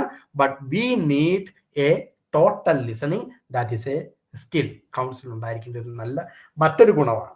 നമ്മൾ പറയപ്പെട്ട ഗുണം, നമ്മൾ നേരത്തെ 8 സ്കില്ലുകൾ പറഞ്ഞ അല്ലാതെ കൗൺസിൽ ഉണ്ടാകേണ്ട മറ്റൊരു ഗുണമാണ് ടോട്ടലായിട്ട് ലിസൺ ചെയ്യുക. ടോട്ടൽ ലിസണിങ് നമുക്ക് കിട്ടിയെങ്കിൽ മാത്രമേ കാര്യങ്ങൾ മനസ്സിലാക്കാനായിട്ട് സാധിക്കുള്ളൂ. ഇനി ഈ ടോട്ടൽ ലിസൺ ചെയ്യാനായിട്ട് സാധ്യമാകാതെ പോകുന്ന കുറേ വസ്തുക്കൾ, ചിലപ്പോൾ നമ്മൾ ഫിസിക്കലായിട്ട് ടയർഡ്നെസ് ഉണ്ടെങ്കിൽ, നമ്മൾ എന്തെങ്കിലും കാര്യങ്ങൾ പ്രീ ഓക്കുപ്പൈഡ് ആണെങ്കിൽ, നമ്മൾ വന്നിരിക്കുന്ന ക്ലയന്റിലേക്ക് അട്രാക്റ്റഡ് ആവുകയാണെങ്കിൽ, അല്ലെങ്കിൽ ആ ക്ലയന്റിനെ ഓർത്ത് നമ്മൾ ഡിസ്ട്രാക്റ്റഡ് ആവുകയാണെങ്കിൽ, ഇനി പറയപ്പെടുന്നത്, ഞാൻ നേരത്തെ തുടക്കത്തിൽ ഒരു ചേച്ചിയുടെ കഥ പറഞ്ഞായിരുന്നു, കൗൺസിലിന്റെ പ്രോബ്ലം കേൾക്കുമ്പോൾ സിമിലാരിറ്റി ഉണ്ടെങ്കിൽ ചിലപ്പോൾ നമുക്ക് പ്രയാസം ഉണ്ടാകാം, ഡിസിമിലാരിറ്റി ഉണ്ടെങ്കിൽ നമുക്ക് പ്രയാസം ഉണ്ടാകാം. അപ്പം ഇതെല്ലാം നമ്മുടെ ഈ ടോട്ടൽ ലിസണിങ്ങിനെ ബാധിക്കാനായിട്ടുള്ള സാധ്യതയുണ്ട്. അപ്പൊ അതൊന്നും ഉണ്ടാകാതെ നോക്കുക എന്നുള്ളതാണ് പറയപ്പെടുന്നത്. ഫിസിക്കലായിട്ട് ടയേർഡ് ആണെങ്കിൽ നമ്മൾ കൗൺസിലിംഗ് എടുക്കണ്ട. What is A problem? നമുക്ക് എന്തെങ്കിലും പ്രീ ഓക്കുപ്പൈഡ് ആണെങ്കിൽ നമ്മൾ അത് കേൾക്കാതിരിക്കുന്നുണ്ട്, എന്താ പ്രശ്നം? പിന്നീട് ഒരു സമയം കൊടുക്കാമല്ലോ. അപ്പൊ അതാണ് നമ്മൾ ശ്രദ്ധിക്കേണ്ട. ക്ലയന്റ് അവരെ ചരിത്രം പറയുമ്പോൾ അത് ടോട്ടലായിട്ട് ലിസൺ ചെയ്യുക എന്നുള്ളതാണ്. ഒരിക്കലും നമ്മൾ ഫേക്ക് ആയിട്ട് ലിസൺ ചെയ്യാനായിട്ട് പാടില്ല. കുറച്ച് ഭാഗങ്ങൾ കേട്ടിട്ട് കൗൺസിലിംഗ് മുന്നോട്ട് കൊണ്ടുപോകാൻ പാടില്ല. സെലക്ട് ചെയ്തിട്ട് നമ്മൾ ഇരിക്കാനായിട്ട് പാടില്ല. പ്രൊജക്ട് ചെയ്തിട്ട് ഇരിക്കാൻ പാടില്ല. ഫിൽട്ടർ ചെയ്തിട്ട് ഇരിക്കാനായിട്ട് പാടില്ല. ഇനി ഇദ്ദേഹത്തിന്റെ ചരിത്രങ്ങളെല്ലാം പറഞ്ഞു, കാര്യങ്ങൾ ഇങ്ങനെ വലിച്ചുകൂട്ടി പറയും. ക്ലയന്റ് സ്പീക്സ് ഇഷ്ടംപോലെ മാറ്ററുകളെ കുറിച്ച് പറയും. ക്ലയന്റ് എപ്പോഴും അവർ അനുഭവിച്ചതും അവരുടെ ജീവിതത്തിലുള്ള പ്രയാസങ്ങളെ എല്ലാം കുറിച്ച് പറയും. ബട്ട് കൗൺസിലറാണ് അതിനെ ആ പോയിന്റിലേക്ക് കൊണ്ടുവരേണ്ടത്. ഇന്നലെ ഞാൻ ഒരു കോൺക്രീറ്റ്നെസ് എന്ന് പറഞ്ഞ ഒരു സംഭവത്തെ കുറിച്ച്, ഞാനിപ്പോൾ ഒരു കൗൺസിലിങ്ങിന്റെ കോഴ്സ് നടന്നുകൊണ്ടിരിക്കുക, അതിനകത്ത് കുറച്ച് പേരുണ്ട് നമ്മുടെ ഈ ക്ലാസ്സിൽ. അപ്പോൾ അതിനകത്ത് ഇന്നലെ ഒരു ഉദാഹരണം പറഞ്ഞത്, കോൺക്രീറ്റ്നെസ് നമുക്ക് എപ്പോഴും ആവശ്യമായിട്ട് വരുന്ന ഒരു സ്കില്ലാണ്. ഒരു കൗൺസിൽ ഉണ്ടാകേണ്ട നല്ലൊരു സ്കില്ലാണ് കോൺക്രീറ്റ്നെസ്. അപ്പോൾ ഒരു ക്ലയന്റ് വന്നിട്ട് പറയുകയാണ്, സാറേ എനിക്ക് ആകെ പ്രയാസമാണ്, എനിക്ക് സങ്കടം വരുന്നു, ഭയങ്കര ദേഷ്യം വരുന്നു, എനിക്ക് ദൈവത്തിലുള്ള വിശ്വാസം മൊത്തം നഷ്ടപ്പെട്ടു പോയി. ഇത്രയും പറഞ്ഞിട്ട് ഉടനെ പറയാം, അത് മാത്രമല്ല അതിനിടയ്ക്ക് എൻ്റെ ഒരു മൂത്ത മകനുണ്ട്, അവൻ കുടിച്ച് കറങ്ങി പറഞ്ഞാൽ ബഹളം ഉണ്ടാക്കി കഞ്ചാവ് അടിച്ച് ഭയങ്കര പ്രയാസം ഉണ്ടായി, അവനെ ഓർത്ത് എനിക്ക് ഭയങ്കര തലവേദന. അതും പോരാഞ്ഞിട്ട് ഇപ്പൊ ഇന്നലെ അങ്ങോട്ട് എൻ്റെ മകള് യാത്ര ചെയ്ത് പോവുകയായിരുന്നു. സ്കൂളിലോട്ട് പോകുന്ന വഴിക്ക് അവർക്ക് ഒരു ആക്സിഡന്റ് പറ്റി അവൾ ആശുപത്രിയിൽ കിടക്കുന്നു. ഇനി അവർക്ക് വേണ്ടി ഞാൻ എന്ത് ചെയ്യും? പൈസ ഉണ്ടാക്കണമല്ലോ. ക്ലയന്റ് പറഞ്ഞ 3 കാര്യങ്ങൾ ആരെങ്കിലും ഒരാൾ പറയുമോ? പെടുത്തു പറഞ്ഞോ? കേട്ടോ ആരെങ്കിലും? കേട്ടു. എനിക്ക് ഭയങ്കര പ്രയാസമാണ്, ദൈവത്തിലുള്ള വിശ്വാസം പോലും നഷ്ടപ്പെട്ടു. അതും പോരാഞ്ഞിട്ട് എൻ്റെ മൂത്ത മകൻ മദ്യത്തിനും മയക്കുമരുന്നിനും ഒക്കെ അടിമയാണ്. അവന്റെ കാര്യം ആലോചിച്ച് പ്രയാസമാണ്. അതും പോരാഞ്ഞ് ഇന്നലെ എൻ്റെ മകള് യാത്ര ചെയ്തുകൊണ്ടിരിക്കുമ്പോ അവൾക്ക് ഒരു ആക്സിഡന്റ് ഉണ്ടായി. Very good, thank you. അപ്പൊ ഈ 3 കേസുകളും വി കനോട്ട് ഡീൽ എന്താണ് അറ്റ് എ സെയിം ടൈം. ഒരു പ്രശ്നത്തിൽ മാത്രമേ നമുക്ക് എന്താണ് കൈകാര്യം ചെയ്യാനായിട്ട് പറ്റുന്നുള്ളൂ. ഇതിപ്പോ 3 കേസുകളാണ് ക്ലയന്റ് നമ്മുടെ അടുത്ത് പറഞ്ഞത്. ഈ 3 കേസുകളും ഒരു കൗൺസിലറിന് ഒരേ സെഷനിൽ ഇരുന്ന് ഡീൽ ചെയ്യാൻ പറ്റുമോ? ഒരിക്കലും ഡീൽ ചെയ്യാനായിട്ട് സാധിക്കത്തില്ല. അത് നമ്മൾ സൂക്ഷിക്കണം. അത് അങ്ങനെ നമ്മൾ അവരെ കൊണ്ട് ബോധ്യപ്പെടുത്തുന്നതിനെയാണ് നമ്മൾ കോൺക്രീറ്റ്നെസ് എന്ന് പറയുന്നത്. ഇപ്പൊ അത് ഞാൻ ഉദാഹരണം പറഞ്ഞ ടൈം ഇച്ചിരി അതിക്രമിച്ചത് കൊണ്ട് ഇനി അതിലേക്ക് കടക്കാനായിട്ട് സമയമില്ലാത്തതുകൊണ്ട് ഞാൻ ഇടയ്ക്ക് കയറ്റി പറഞ്ഞതേ ഉള്ളൂ. അപ്പൊ ഈ ക്ലയന്റ് സ്വാഭാവികമായിട്ട് ഇങ്ങനെ വലിച്ചു നീട്ടി പല കാര്യങ്ങൾ പറയും. ഇഷ്ടംപോലെ കാര്യങ്ങളായിരിക്കും പറയുന്നത്. ആ കാര്യങ്ങളിൽ അവരെ പ്രയാസപ്പെടുത്തുന്ന സംഭവം എന്താണ് എന്ന് നമ്മൾ മറുചോദ്യങ്ങൾ ചോദിച്ചുകൊണ്ടായിരിക്കണം കണ്ടെത്തുന്നത്. അതിന് എളുപ്പമാർഗമാണ് 5ാമത്തെ step, reflect the content what the client has said. Reflect the content what the client has said. Reflect the content of the client has said. അപ്പം അത് ചോദിക്കാനായിട്ട് നമുക്ക് ഏറ്റവും എളുപ്പമാർഗം എന്ന് പറയുന്നത് യൂസ് എ ഫോർമുല ഉപയോഗിക്കുക. നിങ്ങളിപ്പോൾ ഇത്രയും കാര്യങ്ങൾ പറഞ്ഞ് അപ്പോൾ നിങ്ങൾക്ക് നിങ്ങളുടെ മകൻ ദൈവത്തിലുള്ള വിശ്വാസം എല്ലാം പോയി, നിങ്ങളുടെ മകനെ കൊണ്ട് നിങ്ങൾക്ക് ആകെ പ്രയാസമുണ്ട്, പോരാഞ്ഞിട്ട് ഇപ്പോൾ നിങ്ങൾക്ക് മകൾക്ക് ഇങ്ങനെ ഒരു ആക്സിഡന്റ് പറ്റി അതിന്റെ സാമ്പത്തികമായിട്ടുള്ള പ്രയാസങ്ങൾ അനുഭവിക്കുന്നു. ഇതെല്ലാം വളരെ പ്രയാസമായിട്ട് ഉണ്ടാകുന്നു അല്ലേ എന്നുള്ളതാണ് യൂസ് എ ഫോർമുല എന്ന് പറയുന്നത്. സംഭവം പിടികിട്ടിയോ? ക്ലയന്റ് അവര് കണ്ടന്റ് പറഞ്ഞു, ആ കണ്ടന്റ് നമ്മൾ റിഫ്ലക്റ്റ് ചെയ്യുന്നു. അപ്പം അത് റിഫ്ലക്റ്റ് ചെയ്യുന്നത് പല രീതിയിലായിരിക്കും. 5 മാർഗങ്ങളായിരിക്കും നമുക്ക് റിഫ്ലക്റ്റ് ചെയ്യാനായിട്ട് ഉണ്ടാകുന്നത്. 1ാമത്തെ മാർഗം ഇവാലുവേറ്റ് ചെയ്യുന്നു. 2ാമത്തെ ചില വസ്തുതകൾ നമ്മൾ ഇന്റർപ്രറ്റ് ചെയ്യുന്നു. ഇനി ചില കാര്യങ്ങൾ നമ്മൾ സപ്പോർട്ട് ചെയ്യുന്നു. ഇനിയും ചില കാര്യങ്ങൾ നമുക്ക് കൃത്യമായിട്ട് മനസ്സിലാക്കാത്തതുകൊണ്ട് നമ്മൾ പ്രോബ് ചെയ്തുകൊണ്ട് ചില ചോദ്യങ്ങൾ ചോദിച്ചുകൊണ്ട് നമുക്കത് മനസ്സിലാക്കിയെടുക്കാനായിട്ട് സാധിക്കും. ഇനിയും ചില കാര്യങ്ങൾ നമുക്ക് അണ്ടർസ്റ്റാൻഡ് ചെയ്തിട്ട് അവരെ മനസ്സിലാക്കാനായിട്ട് സാധിക്കും. എന്തൊക്കെയാണ്? whenever you give advice, ഈ കൗൺസിലിംഗ് എന്ന് ഒരിക്കലും അഡ്വൈസ് അല്ല, മറിച്ച് എന്നിരുന്നാലും അതിനകത്ത് നമ്മൾ അഡ്വൈസിന്റെ ചില സംഭവങ്ങൾ അല്ലെങ്കിൽ ഒരു കറക്ഷന്റെ ആവശ്യകതകൾ വരുമ്പോൾ അത് ഇന്റഗ്രേറ്റ് ചെയ്യാറുണ്ട്. അപ്പൊ അങ്ങനെ സംഭവിക്കുകയാണെങ്കിൽ വി ആർ ഇവാലുവേറ്റീവ്. നമ്മൾ എപ്പോഴും ഇവാലുവേറ്റ് ചെയ്യുകയാണ്. ഇനി അതോടൊപ്പം തന്നെ എന്തെങ്കിലും കാര്യങ്ങൾ നമ്മൾ എക്സ്പ്ലെയിൻ ചെയ്താണ് കാര്യങ്ങൾ ചോദിക്കുകയോ മനസ്സിലാക്കാനായിട്ട് ശ്രമിക്കുകയോ ചെയ്യുന്നെങ്കിൽ ദാറ്റ് ഇസ് കോൾഡ് ഇന്റർപ്രിറ്റേറ്റീവ്. ഇനിയും ചില കാര്യങ്ങളിൽ അവരുടെ ഫീലിംഗ് ലെവലിന്റെ ആ ഇന്റൻസിറ്റി കൊടുക്കണം എന്ന് തോന്നുന്നു. ഓഹോ, മകൾക്ക് അങ്ങനെ ഒരു അപകടം പറ്റില്ലേ, ഇറ്റ് ഈസ് എ സപ്പോർട്ടീവ്.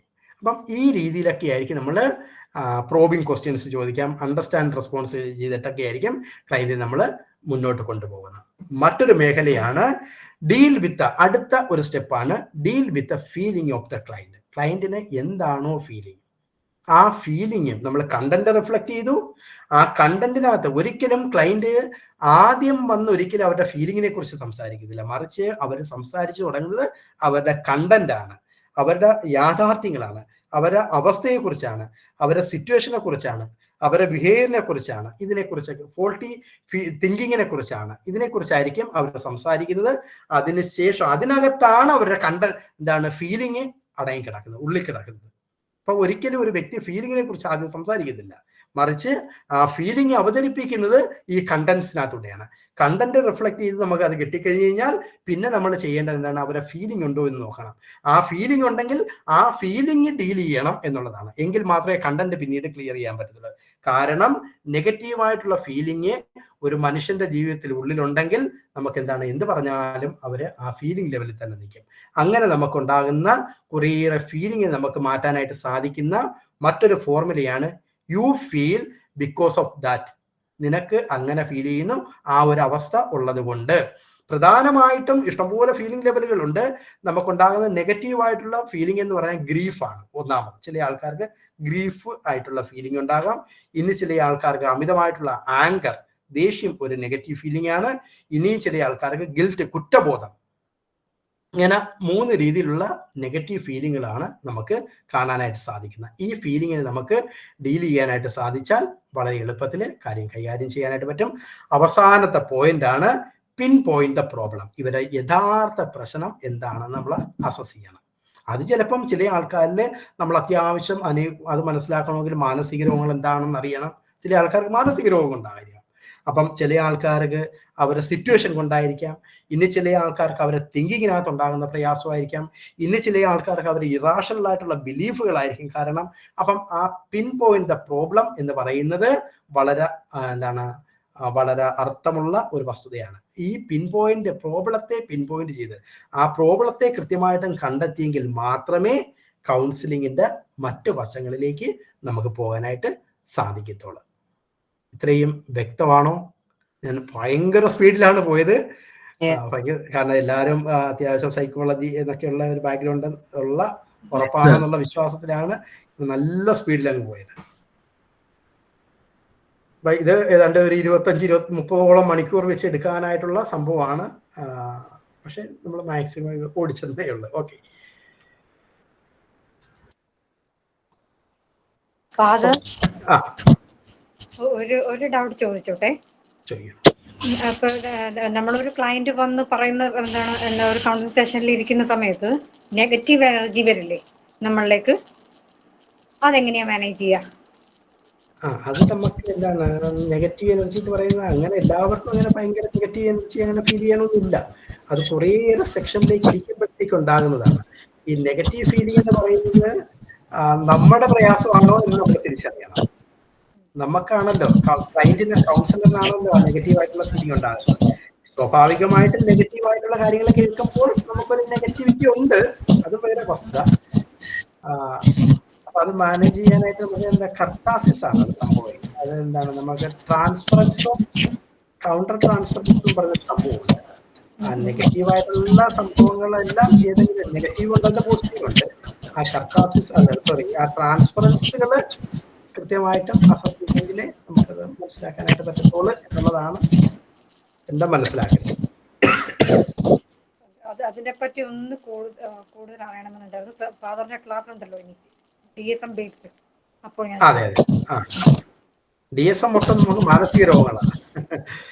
അപ്പം ആരൊക്കെയാ കൈൻഡ്ലി മ്യൂട്ട് എന്ന് പറഞ്ഞ ആരെയോ? ഓക്കെ. അപ്പോഴ് നമ്മളെ ക്ലാസ് ഇതോടെ ബൈൻഡപ്പ് ചെയ്യാം. അടുത്ത 10-ാം തീയതി മുതൽ നമ്മൾ DSMന്റെ നമുക്ക് ഇഷ്ടംപോലെ ക്ലാസ്സുകൾ നടത്തിയാണ്. കുറേ ആൾക്കാർ ഇങ്ങനെ ആവശ്യമൊക്കെ പറഞ്ഞതുകൊണ്ടാണ് നമ്മൾ ഈ വർഷം ഇങ്ങനെ തുടങ്ങിയത്. അതുമല്ല, നമ്മൾ ഈ ഒരു ടീച്ചിങ്ങിന്റെ മേഖല ഇങ്ങനെ തുടങ്ങിയിട്ട് 5 വർഷമായി. അപ്പൊ അതുകൊണ്ട് നമ്മൾ ആദ്യമായിട്ട് തുടങ്ങിയ ഒരു പ്രോഗ്രാമാണ് DSM-5 എന്ന് പറഞ്ഞ ഒരു ഇതിനെക്കുറിച്ച് ഒരു പുസ്തകത്തെ, മാനസിക രോഗ പുസ്തകത്തെ ആസ്പദമാക്കിയിട്ട് ഒരു 25 മണിക്കൂറോളം നീണ്ടു നിൽക്കുന്ന ഒരു ക്ലാസ് നമ്മൾ നടത്താറുണ്ട്. അപ്പൊ ആ ക്ലാസ് വരുന്ന 10-ാം തീയതി നമ്മൾ ആരംഭിക്കുകയാണ്. ആർക്കെങ്കിലും ഒക്കെ താല്പര്യം ഉണ്ടെങ്കിൽ ജോയിൻ ചെയ്യുക എന്നുള്ളതാണ്. അതിന്റെ പരസ്യം കാര്യങ്ങളൊക്കെ ഗ്രൂപ്പിൽ ഇട്ടേക്കാം. അപ്പൊ നിങ്ങളുടെ ഫീഡ്ബാക്കും കാര്യങ്ങളൊക്കെ, ക്ലാസ്സിനെ കുറിച്ചുള്ള അഭിപ്രായങ്ങളൊക്കെ നമ്മുടെ ഗ്രൂപ്പ് ഇനി ഓപ്പൺ ആയിരിക്കും, മെസ്സേജുകൾ ഇടാം. ഓക്കെ, അപ്പൊ എല്ലാവർക്കും ഗുഡ് നൈറ്റ്. ഇടയ്ക്കിടയ്ക്ക് നമ്മളിങ്ങനെ ഈ വർഷം മുഴുവനും ഇടയ്ക്കിടയ്ക്ക് ഇങ്ങനെ ഫ്രീ ക്ലാസ്സുകൾ ഓരോന്നുണ്ടാകും. ഇടയ്ക്ക് ഒരു സംശയം ചോദിച്ചോട്ടെ?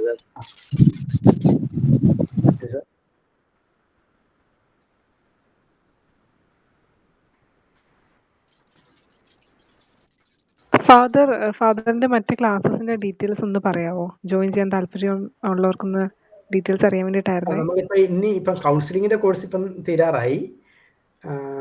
ഇനിയിപ്പോൾ ഉടനെ ഉള്ളത് 10-ാം തീയതിയാണ്.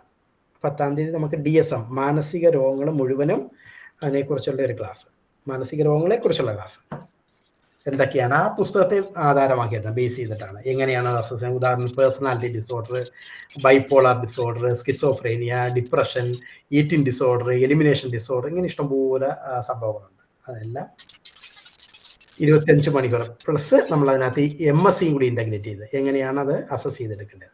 ഗ്രൂപ്പിലെ മെസ്സേജ് ഞാൻ റിയാദിലേക്ക് ഇടാൻ പറയും. ഓൺലൈൻ ആണോ ഓഫ്ലൈൻ ആണോ? ഓൺലൈനാണ്. നമ്മുടെ എല്ലാ ക്ലാസ്സുകളും കൂടുതലും ഓൺലൈനാണ്. ഞാൻ അല്ലാതെ പോയി എടുക്കുന്നത് മാത്രമേ ഉള്ളൂ. ഇപ്പം സെമിനാറുകളും അങ്ങനെയൊക്കെ ഉള്ളതാണ്. പിന്നെ ഫോറൻസിക്കിന്റെ, ജയിലിന്റെ അങ്ങനെയൊക്കെയുള്ള ക്ലാസ്സുകൾ മാത്രമേ ഉള്ളൂ ഓഫ്ലൈനായിട്ട്. ഫാദർ തെറാപ്പീസ് പ്രൊവൈഡ് ചെയ്യുന്നുണ്ടോ? തെറാപ്പീസിന്റെ ഉണ്ട്. നമുക്കിപ്പോൾ CBTയുടെ